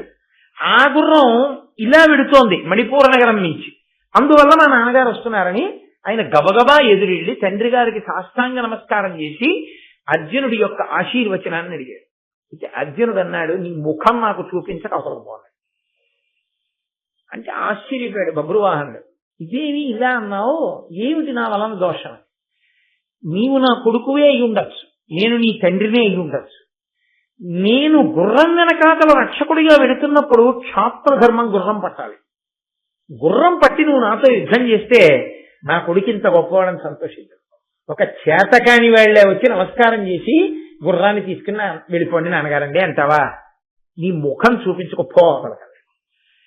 తండ్రి మీద యుద్ధం ఏమిటి అనిపించి బభ్రువాహనుడు వెళ్ళిపోతున్నాడు అంతఃపురంలో. వెళ్ళిపోతుంటే అకస్మాత్తుగా అప్పుడు వచ్చింది ఉలిచి. మళ్ళీ అక్కడి నుంచి ఎక్కడ నాగలోకం, అక్కడి నుంచి బయలుదేరి ఆవిడ వచ్చింది. చిత్రం కదా, బభ్రువాహనుడి తల్లి అంతఃపురంలో ఉంది. ఈవిడ వచ్చి లోపలికి వెళ్ళిపోతున్న బభ్రువాహనుడిని పిలిచింది. ఏరా అబ్బాయి, చిన్న బుచ్చుని వెళ్ళిపోతున్నావేరా? నేను నీకు తల్లి లాంటి దాన్నే, నేను నా పేరు ఉలూచి, నేను అర్జునుడు భార్యనే. నాకు అర్జునుడి వలనే కుమారుడు పుట్టాడు ఇరావంతుడు అని. తండ్రికి కష్టం వచ్చినప్పుడు కొడుకు ఆదుకోవాలి అన్న ధర్మాన్ని పాటించి కురుక్షేత్ర యుద్ధాల్లో అర్జునుడికి సాయంగా నా కొడుకుని పంపించాను. భర్తకి దూరంగా ఉన్నా కొడుకుతో ఉన్నాను కదా అని తృప్తిగా ఉన్నాను. కానీ నా కొడుకు కురుక్షేత్రంలో చచ్చిపోయాడు. పోన్లే, తండ్రిని సమర్థించి యుద్ధం చేసి చచ్చిపోయాడని సరిపెట్టుకున్నాను. కాబట్టి నాయన, నువ్వు నా కొడుకు అవుతావు బభ్రువాహన, ఎందుకు చిన్నబుచ్చుకున్నావు అని అడిగి. అయితే ఆయన అన్నాడు, నాన్నగారితో యుద్ధం చేయడం ఇష్టం లేక యుద్ధం చేయకుండా వెళ్ళిపోతుంటే ఆయన నన్ను చాలా చిన్నబుచ్చుకున్నారు, అసహించుకున్నారు. అయినా నేను తండ్రితో యుద్ధం చేయలేకపోయాను, అందుకని వెళ్ళిపోతున్నాను అన్నాడు. అంటే ఆవిడంది, ఓరి పిచ్చివాడా, తండ్రి సంతోషించేటట్టు ప్రవర్తించడమే ధర్మములలోకెల్లా ధర్మం.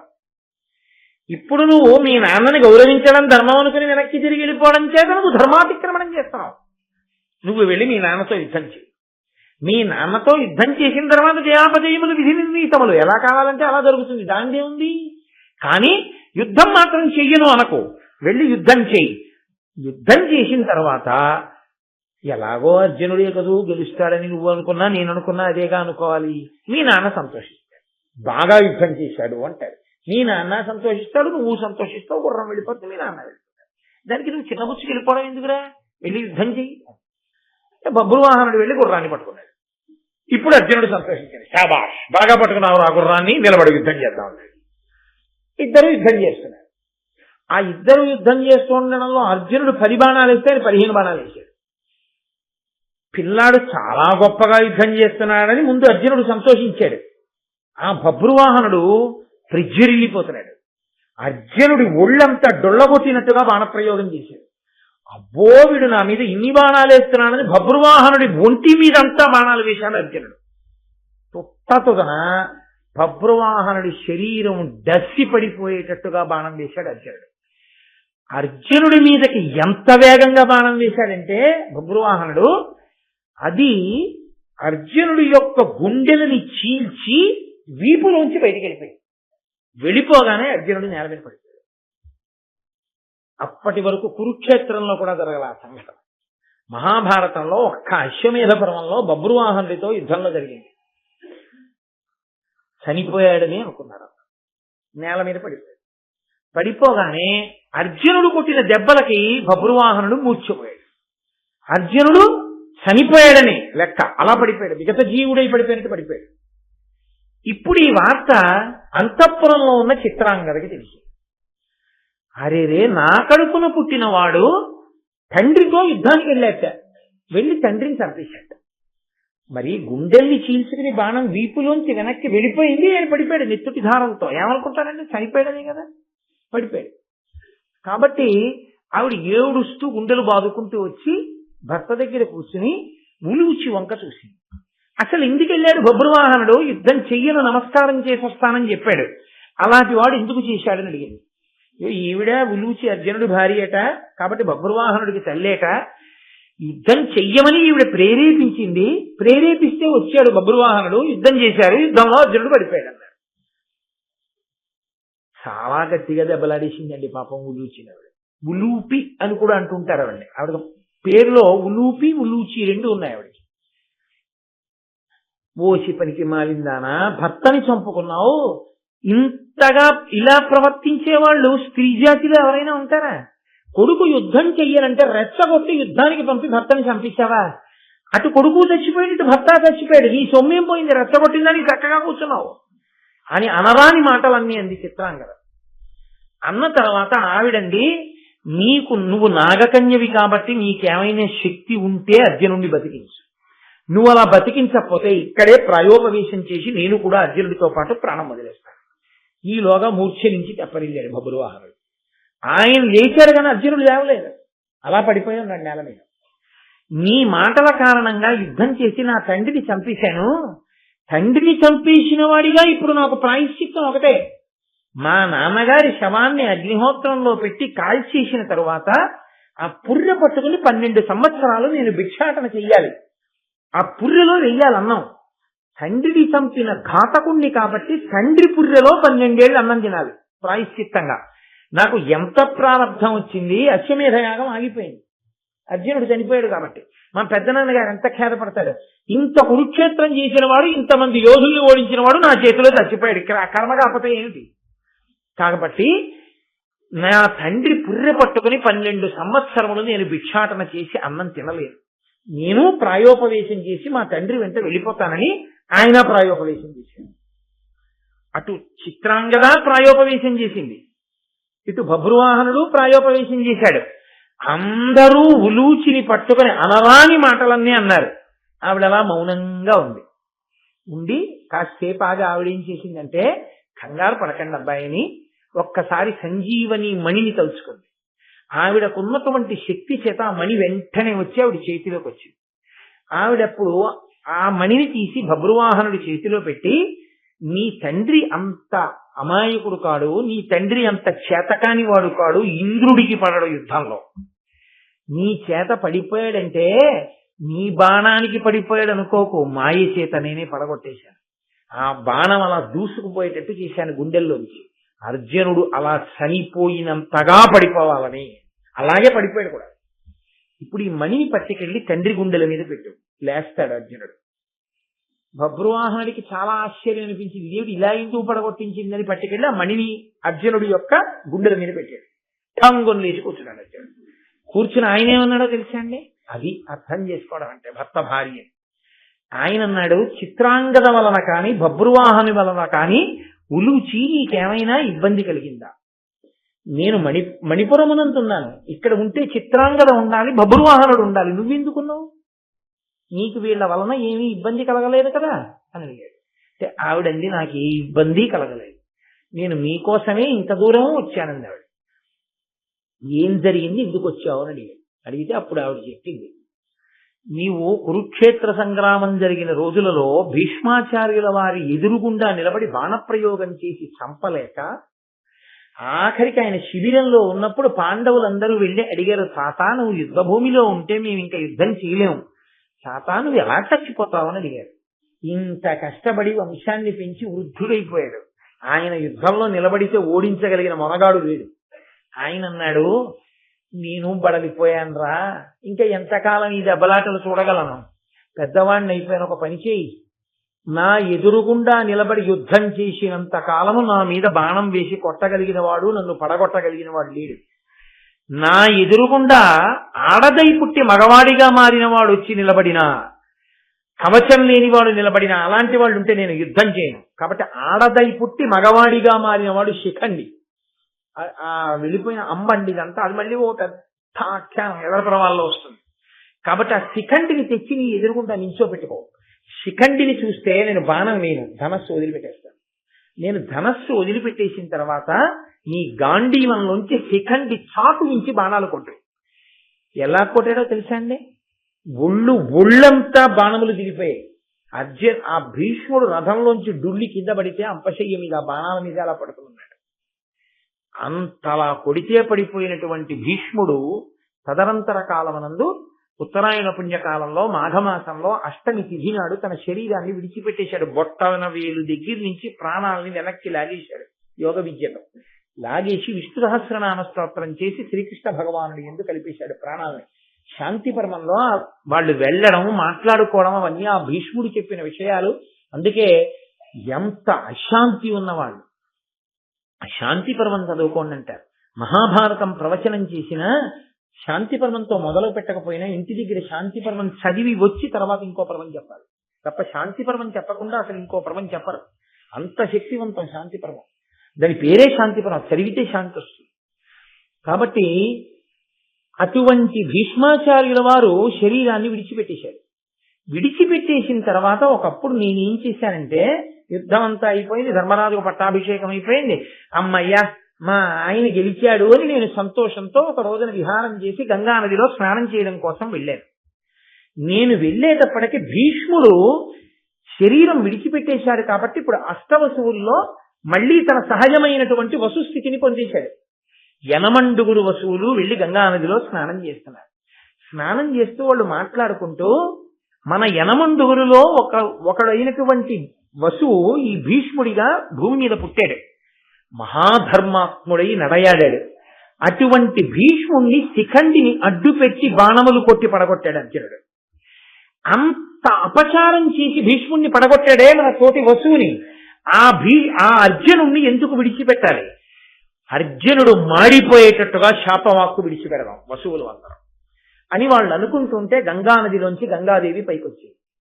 ఏమమ్మా, నీ కడుపున పుట్టాడు గాంగేయుడై భీష్ముడు, అంత కష్టపడి విద్య నేర్పించావు, తల్లి కోసం భీష్మ ప్రతిజ్ఞ చేసి పెళ్లి మానేశాడు, తండ్రి కోసం రాజ్యాన్ని వదులుకున్నాడు. అటువంటి ధర్మాత్ముణ్ణి అర్జునుడు శిఖండిని ఎదురుపెట్టి బాణప్రయోగం చేసి పడగొట్టాడు. అటువంటి అర్జునుణ్ణి ఘోరమైన వాక్కుల చేత శపిద్దాం అనుకుంటాం, మాడి పడిపోయేటట్టుగా శపించమా అని అడిగారు వాళ్ళు. ఆవిడంది తప్పే, నా కొడుకుని గాంగేయుడిని అలా పడగొట్టాడు అర్జునుడు, కాబట్టి మీరు శపించండి. ఇది వింది ఉలూచి.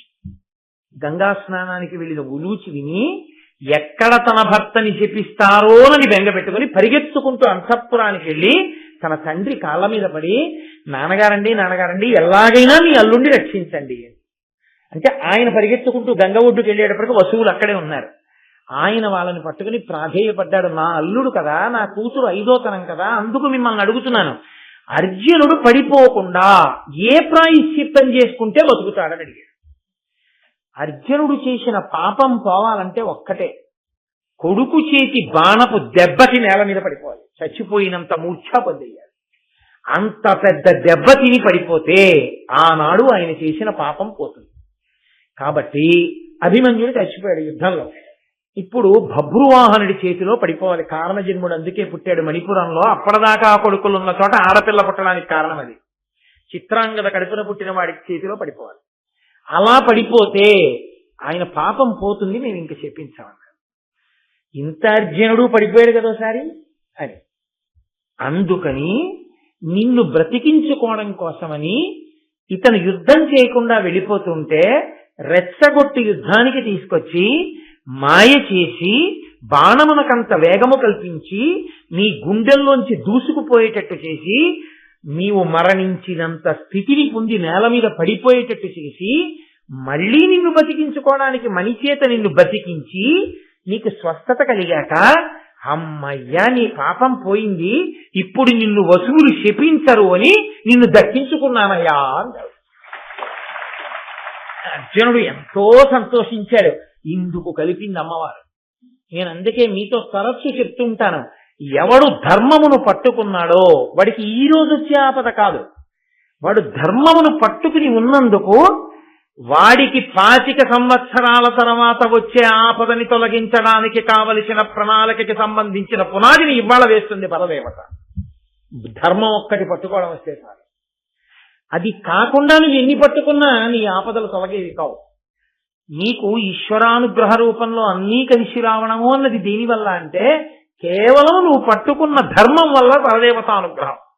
అందుకని ఉలూచితో అమ్మవారు కలిపి ఆ ఇరావంతుడి జన్మించేటట్టు చేసి ఈ ఉలూచి యొక్క అనుగ్రహం చేతనే అంత గబగబా వెళ్ళగలిగింది. కాబట్టి ఇక్కడ బభ్రువాహనుడు వెనక్కి వెళ్ళిపోతున్నాడని తెలుసుకోగానే నాగలోకం నుంచి రాగలిగింది, మణిని తెచ్చి బతికించగలిగింది.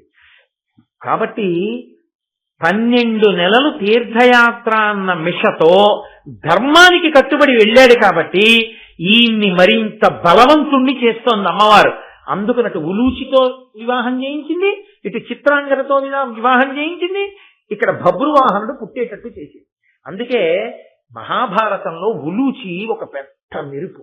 ఆవిడ 2 పర్వాల్లో కనపడుతుంది. కానీ నేను ఇలా పడగొట్టించి ఉండకపోతే వసువుల శాపానికి నువ్వు పడిపోదు. 2 తాతగారైన భీష్ముణ్ణి అలా పడగొట్టినందుకు నువ్వు నరకలోకానికి వెళ్ళిపోదు. వసువులే చెప్పారు, నువ్వు స్వర్గానికి వెళ్ళేటట్టు నీ శరీరం పడిపోయిన తర్వాత నువ్వు భయంకరంగా పడిపోకుండా ఉండేటట్టు నిన్ను కాపాడుకున్నాను అందావిడ. అంత గొప్ప ఆఖ్యానము కనపడకుండా ఆదిపర్వంలో జరుగుతుంది. ఆదిపర్వం అంతా పునాది, ఆది మొదలు పునాది, దీని మీదే మిగిలిన సౌధం అంతా ఉంటుంది. అందుకే భారతంలో మిగిలిన పర్వాల్లో ఉన్న విశేషాలన్నీ వచ్చి ఆది పర్వంలోకి సమన్వయం అయిపోతూ ఉంటాయి. అసలు ఇంకా యథార్థం మాట్లాడాలంటే వినతా కద్రువుల కదే పెద్ద పునాది, దాని మీదే మిగిలిన భారతం అంతా నిలబడింది. అక్కడ అసూయ, అక్కడ దెబ్బలాట్లు, అన్నదమ్ముల కలహాలు, గరుత్మంతుడు, పాములు, అదే పెద్ద కథ అయి కురుపాండవుల కథగా మారిపోయింది. కాబట్టి చాలా సంతోషించాడు. అశ్వమేధ పర్వంలో చూసుకుంటే అదంతాను. ఇక్కడ మీరు బభ్రువాహనుడు పుట్టినట్టు మాత్రమే తెలిసినట్టు ఉండాలి, మిగిలినంతా తెలియనట్టు ఉండాలన్నమాట అశ్వమేధ పర్వం వినే వరకు. అందుకని మిమ్మల్ని ఎవరన్నా అడిగినా ఏమో అవన్నీ మాకు ఎలా తెలుస్తాయండి, అశ్వమేధ పర్వం మేము వినలేదుగా అనాలన్నమాట. కాబట్టి ఇప్పుడు ఆ అర్జునుడు వెళ్ళి సౌభద్ర తీర్థము అనబడేటటువంటి ఒక తీర్థంలో స్నానం చేయబోయాడు. సముద్రపు తుండడం ఉన్న 5 తీర్థాలవి. అక్కడ ఉన్నటువంటి బ్రాహ్మణులు అన్నారు, ఋషులు అందులోకి వెళ్ళవద్దు, దిగవద్దు అన్నారు. ఎందుచేత దిగవద్దు అన్నాడు. అందులో పెద్ద పెద్ద మొసళ్ళు ఉన్నాయి, ఆ మొసలి పట్టుకుంటే చచ్చిపోతారు. కాబట్టి ఎవ్వరూ అక్కడ స్నానం చెయ్యరు, కాబట్టి నువ్వు దిగద్దు అన్నారు. ఆయన అన్నాడు, నేను క్షత్రియుడు, నేను మొసలి పట్టుకుంటుందని భయపడ్డానేంటి, కాబట్టి నేను స్నానం చేస్తానని వెళ్ళి స్నానం చేశాడు. స్నానం చేస్తుంటే ఒక పెద్ద మొసలి వచ్చి ఆయన కాలు పట్టుకుని ఈడుస్తాడు. ఆయన వెంటనే మొసల్ని ఈయన పట్టుకుని పైకెత్తేసి గిర్ర గిర్ర గిర్ర గిర్ర తిప్పి ఒడ్డుకు విసిరి పారేశాడు. విసిరి పారేయగానే అందులోంచి ఒక అందమైన స్త్రీ వచ్చింది. ఆవిడ పేరు వంద. ఆవిడ వచ్చింది, నేను కుబేరుడి యొక్క స్నేహితురాలు, నేను మిగిలిన 9 స్నేహితురాళ్లతో కలిసి ఒకానొకప్పుడు ఈ భూమండలం మీద ఒక ఒక పెద్ద పొదరింటి దగ్గర విహరిస్తున్నాం, ఒక ఉద్యానవనంలో. అందులో ఒక బ్రాహ్మణుడు ఏకాగ్ర దృష్టితో తపస్సు చేసుకుంటున్నాడు. ఏమిటో ఇంత తపస్సు చేస్తున్నాడు, ఈయన తపస్సు మనం పాడి చేయలేమా అనుకున్నాం. అదో అక్కర్లేని విషయాలు కొంతమందికి. కాబట్టి ఆ తపస్సు పాడు చేద్దామని ఏదో వాళ్ళ వగలన్నీ చూపించారు. ఆయనకి ఒళ్ళు మండి అన్నాడు, ఇంకోడేదో తపస్సు చేసుకుంటూ ఉంటే వాణ్ణి పాలు చేద్దామని మొసలి పట్టుకున్నట్టు పట్టుకున్నారు కాబట్టి 5 తీర్థముల యందు మొసళ్ళై పడి ఉండండి అన్నాడు. ఇప్పుడు వాళ్ళు హడిలిపోయి వచ్చి ఆయన కాళ్ళ మీద పడ్డారు. బ్రాహ్మణుడి కోపం ఎక్కువసేపు ఉండకూడదు కదా, మహాత్మా దోషం జరిగింది, మాకెప్పుడు ఈ మేము ప్రవర్తించినటువంటి ఈ ఉద్ధతి నుండి బయటపడేది, శాప విమోచనం ఎప్పుడు అని అడిగారు. ఆయన అన్నాడు, ఒక 100 సంవత్సరముల తర్వాత మీకు శాప విమోచనం కలుగుతుంది. మీరు పట్టుకున్నప్పుడు ఎవరు తన చేతులతో మొసలిని పైకెత్తి గిరగిరా తిప్పి ఒడ్డుకు విసిరేస్తాడో అంతటి బలవంతుడి కాలు మీరు పట్టుకున్నప్పుడు మీకు శాప విమోచనం. వాడు వచ్చేది ఎప్పుడు, వాడి కాలు మేము పట్టుకునేది ఎప్పుడు, అప్పటి నుంచి కాలు ఎట్టిన వాడిని అల్లా పట్టుకుంటున్నాం. ఎందుకు, వాడి తిందామని కాదు, వాడు ఎత్తి మమ్మల్ని పారేస్తాడు. ఇన్నాళ్ళకి ఎత్తి పారేసిన వాడి ఓడి దొరికావు, నన్ను పారేసావు కాబట్టి మిగిలిన నలుగురిని కూడా పారాయి, చూపిస్తాను ఆ 4. అది ఎక్కడ చూపించి దిగుతాను, పారేస్తాను. రక్షణ అండి, రక్షణ, ధర్మం ఎంత. అప్పుడు ఈ 5 అడిగారు, ఎక్కడ ఉంటే మాకు శాప విమోచనం కలిగే అవకాశం ఉంటుంది? 5 మొసళ్ళని ఇలా ఎత్తి పారేసే బలవంతుడు ఎవరు, ఎటొస్తాడు? ఎప్పుడో జరగబోయేటటువంటిది 100 సంవత్సరముల తర్వాత ఇంత బలవంతుడైన అర్జునుడు అటుగా వస్తాడని తన దివ్య దృష్టితో గ్రహించి చెప్పగలిగినటువంటి గొప్ప తపస్వి అయితేనే దానికి జవాబు చెప్పగలడు. అప్పుడు నారదుడు ఏమని చెప్పాడో తెలుసా అండి, 100 ఏళ్ల క్రితం, అట్టి మహాబాహుండు అత్యంత బలుడు ఎవ్వడగునొక్కో అనుచు నే మరుగుదించుమారము త్రైలోక్యవర్తి అంబుజభవ ప్రభువు నారదుగని భక్తితోడ మొక్కిన మమ్ము అమ్మున చూచి ఇట్లేల వగబొంది కందినవారలనియు అడిగి మా వృత్తాంతమంతయు మా చేత విని విప్రు నలకయు విధి కృతంబు క్రమరింపలావే.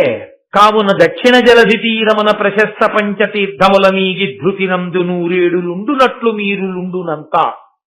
మీరు దక్షిణ తీర సముద్రం దగ్గర నారీ తీర్థములు అని పేరొస్తుంది. మీ 5 ఆడవాళ్లు వెళ్ళి 5 మొసళ్ళై వాటిలో పడుండండి. 5 తీర్థాలు ఉన్నాయి, సౌభద్ర తీర్థము, పౌలోమ తీర్థము, కారంధమ తీర్థము, ప్రసన్న తీర్థము, భరద్వాజము. 5 తీర్థాల్లోనూ ఉండండి. వస్తాడు 100 ఏళ్ల తర్వాత ఒక బలవంతుడు, ఆయనకి తెలిసి అర్జునుడు వస్తాడు. ఇప్పుడు ఆయన మిగిలిన 4 తీర్థాల్లోనూ కూడా దిగి అమాంతం ఆ మొసళ్ళనెత్తి బయట పారేస్తే ఆ 5 శాప విమోచనమై వాళ్ళు చాలా సంతోషాన్ని పొంది తిరిగి వెళ్ళిపోయారు. వాళ్ళు వెళ్ళిపోయిన తర్వాత అర్జునుడు చాలా సంతోషించాడు. ఎక్కడది ఎంతవరకు అంతవరకే, వాళ్ళకి శాప విమోచనం అయిపోయింది, అర్జునుడు వెళ్ళిపోయాడు. ఆ వెళ్ళిపోవడంలో ఆయన అక్కడి నుంచి గోకర్ణ క్షేత్రానికి వెళ్ళాడు. మీకు ఏ పురాణాన్ని పరిశీలించండి, గోకర్ణ క్షేత్రం యొక్క స్పర్శ లేకుండా ఉండదు. రామాయణంలో ఎన్ని బార్లు వస్తుందో గోకర్ణం. గోకర్ణం అత్యద్భుతమైనటువంటి క్షేత్రం కాబట్టి ఆ గోకర్ణానికి వెళ్ళాడు. అక్కడి నుంచి ప్రభాస తీర్థానికి వెళ్ళాడు. అక్కడి నుంచి ద్వారకా నగరానికి వెళ్ళాడు.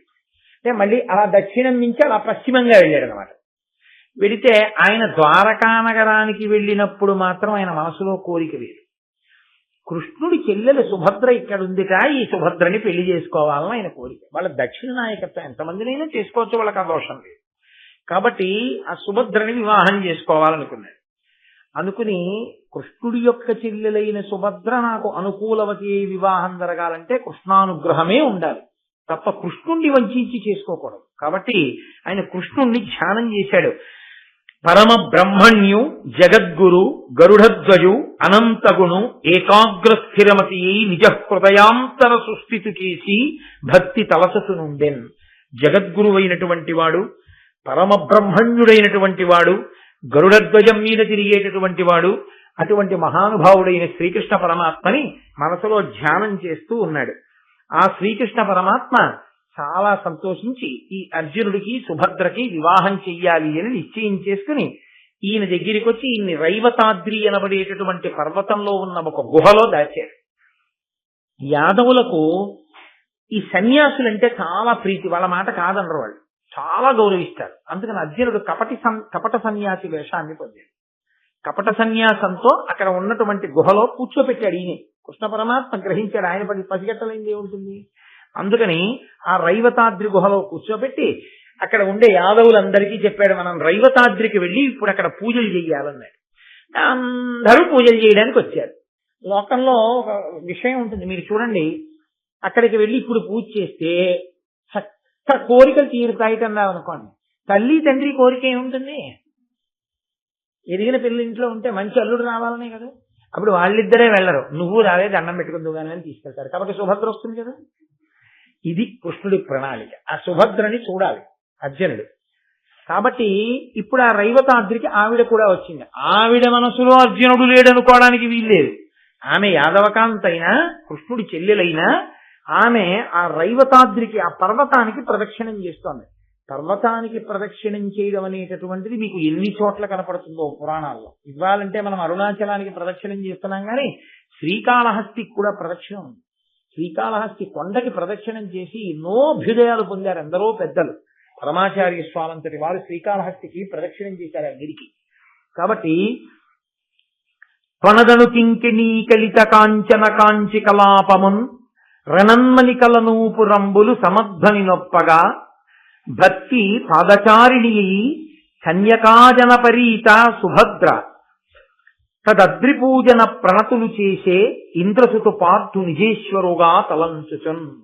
ఆ చిరుగంటలతో కూడినటువంటి వడ్డానం పెట్టుకుని అవి కలకనధ్వనులు చేస్తుండగా ఆ చేతులకు వేసుకున్నటువంటి ఆ కడియముల చప్పుడుతో ఆమె పాదచారిణి అయి రథం ఎక్కకుండా ఆ రైవతాద్రికి ప్రదక్షిణం చేసి, ఈ పుణ్యం చేత నాకు పార్థుడు భర్త కావాలి, అర్జునుడు భర్త కావాలి అని కోరుకుంది. ఆ గుహలోనే ఉన్నాడు అర్జునుడు. సరే, కొంతకాలం అయింది. బలరాముడు మొదలైన వాళ్ళకి మన ఊరెవరో కొత్తగా గొప్ప సన్యాసి వచ్చారు, రండి చూద్దాం అన్నాడు కృష్ణుడు. బలరాముడు మొదలైన వాళ్ళందరూ వచ్చారు. వాళ్ళు పాపం అర్జునుడిని గుర్తుపట్టలేదా ఆ కపట సన్యాసి వేషంలో. వాళ్ళందరూ వచ్చి కూర్చున్నారు.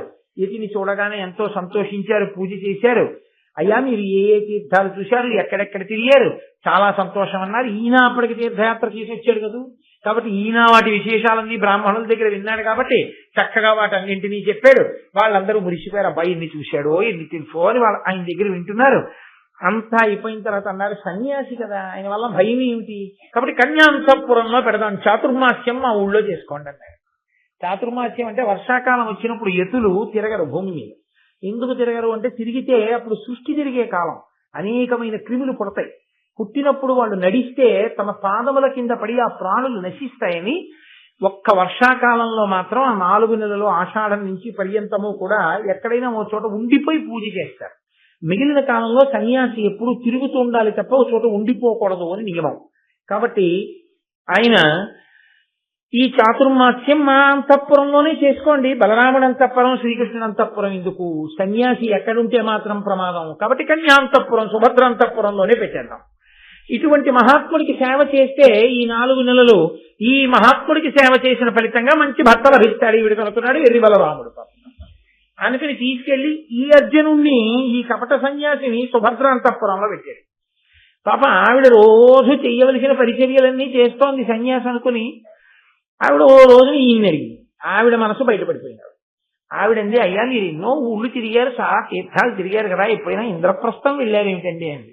అయ్యో వెళ్ళకపోవడం ఏంటి, చాలా మాటలు పెడుతుంటాను, ఏమిటి కథ అని అడిగాడు. ఏం లేదు, అక్కడ అర్జునుడు ఉన్నాడంటారు కదా, ఆయన ఇప్పుడు ఇంద్రప్రస్థంలోనే ఉన్నాడా, ఎలా ఉంటాడు ఏమిటి. ఆవిడ మనసు బయటపడిపోయింది అక్కడ. అది అడిగేటప్పటికీ అర్జునుడు వెంటనే, నేనే అర్జునుడిని సుభద్ర, నీకోసమే వేషం కట్టానన్నాడు. వేషం మాట దేవుడు ఎరుగు, కపట సన్యాసి వేషమా కట్టేది. వేషం కట్టి ఇన్నాళ్ళు చాతుర్మాస్యమా, పైగా నా అంతఃపురంలో, ఇది బలరాముడికి తెలిస్తే ఇంకేమైనా ఉందా. ఆయన అన్నాడు, తిరిగి ఎందుకు, క్షత్రియులకి గాంధర్వ వివాహం ఉంది, నేను వివాహం చేసుకుని తీసుకుపోతాను వచ్చేయండి. అలా వద్దు, పెద్దలైన వారు కన్యాదానం చేస్తే బాగుంటుంది. అన్నిటికీ ఉండనే ఉన్నాడు కదా మహానుభావుడు, లీలా నాటక సూత్రధారి. కాబట్టి కృష్ణ భగవానుడు ఉన్నాడు, ఆయనే చేస్తాడు మా అన్నయ్య పెళ్లి, కంగారు పడకండి. ఈ కృష్ణ పరమాత్మ ఏం చేశారంటే, సుభద్రతో అర్జునుడికి వివాహం చెయ్యడాన్ని ఇష్టపడే వాళ్ళైన వాళ్ళందరూ ఎవరున్నారో ఆ దేవకి, వసుదేవుడు, సాంబుడు, సంకర్షణుడు, సారణుడు, సాత్యకి, ప్రద్యుమ్నుడు, వీళ్ళందరికీ చెప్పి వీళ్ళందరినీ ఇక్కడ ఉంచి, అన్నగారు బలరాముడు యాదవకాంతని వాళ్ళకి ఇవ్వడం ఏమిటంటే ఒప్పుకోడు. అందుకని ఆయన దగ్గరికి వెళ్ళి, ఆయనకి పాపం ఎక్కడైనా పూజలు జరుగుతున్నాయి, ఎక్కడైనా పెద్ద పెద్ద విశేషాలు జరుగుతున్నాయంటే చాలా సంతోషం, వెళ్ళిపోతాడు. ఒక్కొక్కరికి ఒక్కొక్క సంతోషం, ఒక్కొక్కరిది మంచి లక్షణం, ఒక్కొక్కరికి అర్థం లేని సంతోషం. అలా ఎందుకు చేస్తారో తెలియదు. నాకు తెలిసి ఒక ఆవిడ ఉండేది, మా దూరపు బంధువు. ఆవిడ ఏ సినిమా అయినా సరే, అది ఏ సినిమా అన్నది అవసరం, అది మలయాళం కానివ్వండి, తమిళం కానివ్వండి, లేకపోతే తెలుగు కానివ్వండి, ఒరియా భాష కానివ్వండి, అందున ఆవిడకి మార్నింగ్ షోకే వెళ్ళాలి. వచ్చిన రోజు చూడాలి. ప్రతిరోజు ఆవిడ అలా సినిమాలు చూసేవారు. నేను ఎప్పుడైనా ఆవిడ్ని దీని కథ చెప్పు అని అడిగామనుకోండి, ఇందులోని మొదలుపెట్టి ఆవిడ ఇంకో దాంట్లోకి వెళ్ళిపోయేది. పాపం అన్ని చూడటంలో ఆవిడకి ఏ ఒకటి సరిగ్గా పూర్తిగా గుర్తుండేది కాదు. అదేంటి అలా, అది కాదు కదా, ఇంకో సినిమా చెప్పేస్తున్నాను అంటే ఎన్నని చెప్పను నాన్న, ఇన్ని చూడటంలో నాకు ఏమి గుర్తుండవనేది. ఆవిడ వెళ్ళి ఓసారి అసలు ఎవ్వరూ లోకంలో చూడనటువంటి సినిమా కూడా ఆవిడ ఒకసారి చూసేస్తే ఎవ్వరూ దానికి వెళ్ళలేదని విన్నానని, ఒక రోజే ఆడిందని విన్నాను, అందులో మార్నింగ్ షోలో నువ్వు ఒకదానికి ప్రేక్షకురాలి, ఎందుకు వెళ్ళావు, నీకేం అర్థమైందని అడిగాను. అంటే ఆవిడండి, నేను నిజంగా ఆవిడ ఔదార్యానికి తెల్లపోయాను. నాయనా, సినిమా తీయడానికి బహుశా వాళ్ళు కొన్ని లక్షలు ఖర్చు పెట్టి ఉంటారు, నేను ఇచ్చింది ₹1.20. ₹1.20కి అందులో ఉన్నటువంటి మంచి చెడు నేను ఎంచాలా అన్నారు. అయ్య బాబోయ్, ఎంత విశాల హృదయం, అందుగా చూడగలుగుతాం, సినిమాలు చూడడానికి ఇంత విశాల హృదయం అనుకున్నాను. అలా ఒక్కొక్కరిది ఒక్కొక్క సంతోషం. ఒక్కొక్కరు చూడండి, వెళ్ళిన యాత్ర అయినా సరే, వాళ్ళు ఎవరో యాత్రకి వెళ్తున్నారంటే ఎలా అయినా వచ్చేస్తామండి, టికెట్లు ఏమైనా పర్వాలేదు, జనరల్ కంపార్ట్మెంట్ ఎక్కేస్తామంటే. ఒక్కొక్కరు వద్దంటే ఊరుకుంటారు పాపం, ఒక్కొక్కరు అసలు ఉండలేరు యాత్ర అంటే. బలరాముడికి ఎక్కడన్నా ఉత్సవం జరుగుతోంది, ఏదైనా పెద్ద పూజ జరుగుతోంది, పెద్ద తిరణాలు జరుగుతున్నాయంటే మహాసంతోషం. అందుకని కృష్ణుడు బలరాముడి దగ్గరికి వచ్చాడు. అన్నయ్య ఆంతరద్వీపంలో గొప్ప శివ పూజ జరుగుతోంది, మహోత్సవం జరుగుతోంది పరమేశ్వరుడికి, ఇంటికి పెద్దవాడివి కదా అన్నయ్య, నువ్వు వెళ్ళు మనందరి తరపున. అయ్యో తప్పకుండా వెళ్తాను రా, పరమేశ్వరుడు ఉత్సవం జరుగుతుంటే వెళ్ళకపోవడం ఏంటి, పాపం ఆంతరద్వీపానికి వెళ్ళిపోయాడు. ఆయన అక్కడికి వెళ్ళగానే ఈయన ఏం చేశాడంటే, భృగువు నారదుడు మొదలైనటువంటి వాళ్ళని సదస్సుల్ని చేసి, కశ్యప ప్రజాపతిని హోమకర్తను చేసి, రుక్మిణి సత్యభామ అరుంధతి మొదలైన వాళ్ళని ముత్తైదువల్ని చేసి, వీళ్ళందరినీ కూర్చోబెట్టి ద్వారకా నగరంలో చక్కగా సుభద్రార్జునుడి వివాహం పూర్తి చేసి రథం ఎక్కి మీరు వెళ్ళిపోండి. వీళ్ళు రథం ఎక్కి బయటికి వెళ్ళిపోగానే లోపల అంతఃపురంలో జరిగిన పెళ్లి ఎవరికి జరుగుతుంది కనుక, అంతఃపురాలు అంటే మామూలుగా ఉంటాయి అనుకుంటున్నారు, ఊరంతుంటే. బయటికి వెళ్ళిపోతుంటే అక్కడ ఆ అంతఃపుర రక్షకులు చూసి దేవుడి సుభద్రని అర్జునుడు ఎత్తుకుపోతున్నాడు, ఈ విషయం బలరాముడికి తెలియదా అని బలరాముడికి కబురు చేశారు. ఆయన గబగబా ఆ నాగలు పట్టుకుని వచ్చేశాడు. వచ్చేసి ఆ దుష్టుడు అర్జునుడు క్షత్రియుడు పిల్లని ఎత్తుకుపోతాడా, రండి యాదవులం అందరం కలిసి వెళ్ళి ఆ అర్జునుడిని నిగ్రహిద్దాం అంటే, వెంటనే కృష్ణుడు అన్నాడు, అన్నయ్య ఈ పాటి దానికి యుద్ధాలు గొడవలు ఎందుకన్నయ్య, అర్జునుడు బలపరాక్రమాలు మనకి తెలియవా, ఎన్ని అస్త్రాలు ఇన్ని శస్త్రాలు ద్రోణాచార్యుల వారి దగ్గర అన్ని నేర్చేసుకున్నాడు అన్నయ్య. అయినా ఇప్పుడు వెళ్ళి అర్జునుడిని ఏమైనా చేసేస్తే పిల్ల ఏమైపోతుంది, పెళ్లి అయిపోయిన తర్వాత ఊరికి నక్షత్రాలు వేసేద్దు అన్నాడు. అంటే పాపం బలరాముడు అన్నాడు, అంతేనంటావా అన్నాడు. అంతే అన్నయ్య, పెళ్లి అయిపోయింది కదా, ఎందుకు వచ్చిన గొడవలు, వెళ్ళి చూసొచ్చి చక్కగా బట్టలు పెట్టి వచ్చేద్దాం, పెద్దవాడు ఎంత మర్యాదగా ఉంటుంది, చక్కగా నాతో పాటు రా, ఎవరికి ఇవ్వవలసిన నగలు బట్టలు అన్ని ఇచ్చి, అయ్యో నాకు తెలియకుండా అయిపోయింది పెళ్లి అందుకుని వచ్చానమ్మా అని సంతోషంగా ఉండదు, నీ పెద్దరికే నిలబడుతుంది, గొడవలు ఎందుకులే అన్నయ్య. అయితే సరే రా, బట్టలు పట్టుకుని వెళ్ళిపోదాం మనం. బలరాముడు ఆయన స్థితి అది. కృష్ణ భగవానుడు మహాభారతంలో ప్రత్యేకించి ఆయన అవతారం అబ్బో అద్భుతమైన అవతారం. ఎక్కడెక్కడ ఎవరిని కలపాలో అలా కలపడం వల్ల ఏం జరుగుతాయో ఆయనకి తెలుసు. జగన్నాటక సూత్రధారి అభిమన్యుడి యొక్క ఉత్పత్తి కోసం చేశాడు అది. అభిమన్యుడు పుట్టాలి, అభిమన్యుడి వలన పరీక్షిత్తు పుట్టాలి, వంశకర్తగా అక్కడ అభిమన్యుడు నిలబడాలి. అభిమన్యుడు నిలబడాలంటే సుభద్రార్జునుడి భార్య కావాలి.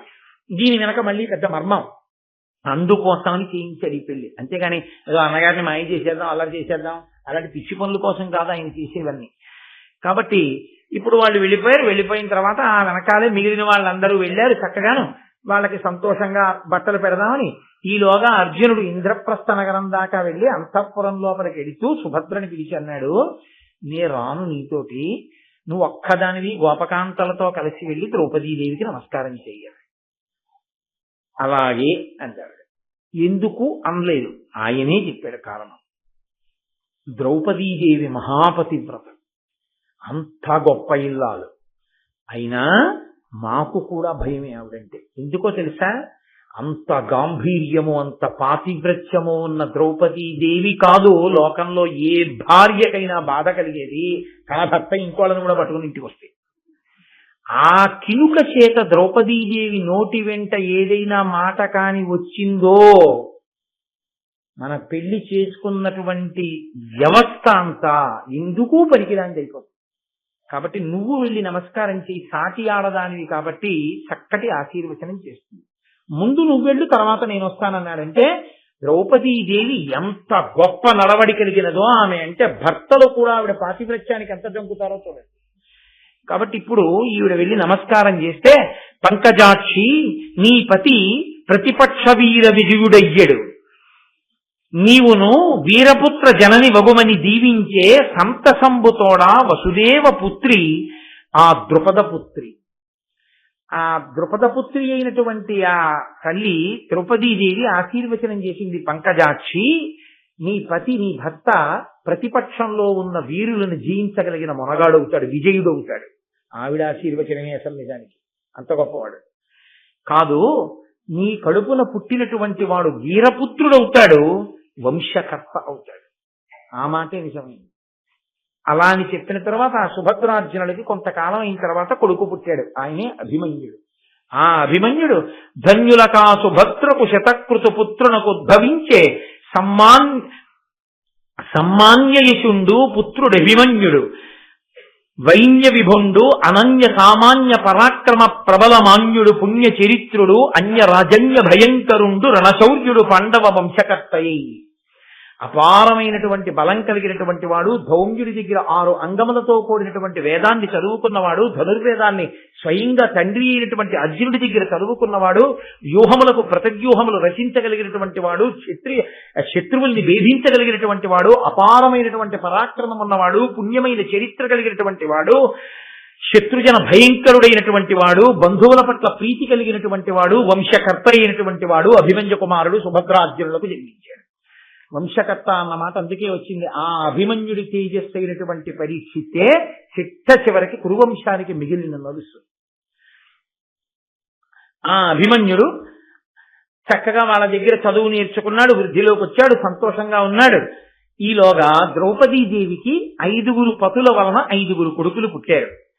ప్రతివింధ్య, శృతసోమ, శృతకీర్తి, శతానీక, శృతసేన అనబడేటటువంటి 5 కుమారులు వరుసగా ధర్మరాజ, భీమ, అర్జున, నకుల, సహదేవుల వలన ఆవిడికంది.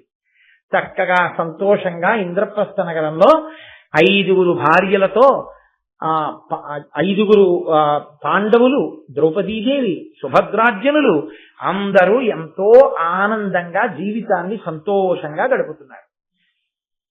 అంత సంతోషంగా గడుపుతున్నారన్న వార్త దగ్గర మళ్ళీ కొనసాగించేందుకు అలా ఉండనివ్వండి, రేపు చూద్దాం.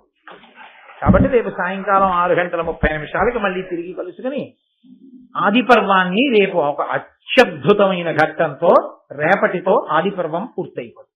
రేపటితో ఆదిపర్వం పూర్తయిపోతుంది కాబట్టి ఈ సంవత్సరానికి ఈ దేవాలయంలో నేను ఈ వేసవి కాలంలో వసంత కాలంలో పెట్టుకున్న నియమం ప్రకారం చేసేటటువంటి ప్రసంగాలు ఏవైతే ఉన్నాయో అందులో అంతర్భాగంగా భారతం ఆదిపర్వం మీద ప్రసంగాలతో రేపటితో ఈసారికి నేను చేస్తున్న ప్రసంగాల పరంపర కూడా పూర్తయిపోతుంది.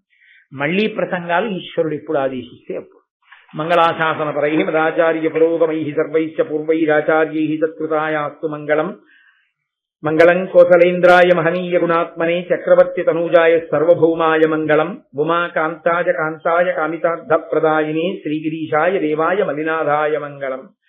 కరచరణ కృతం వా కర్మవాక్కాయజం వా శ్రవణనైనజం వా మానసం వా పరా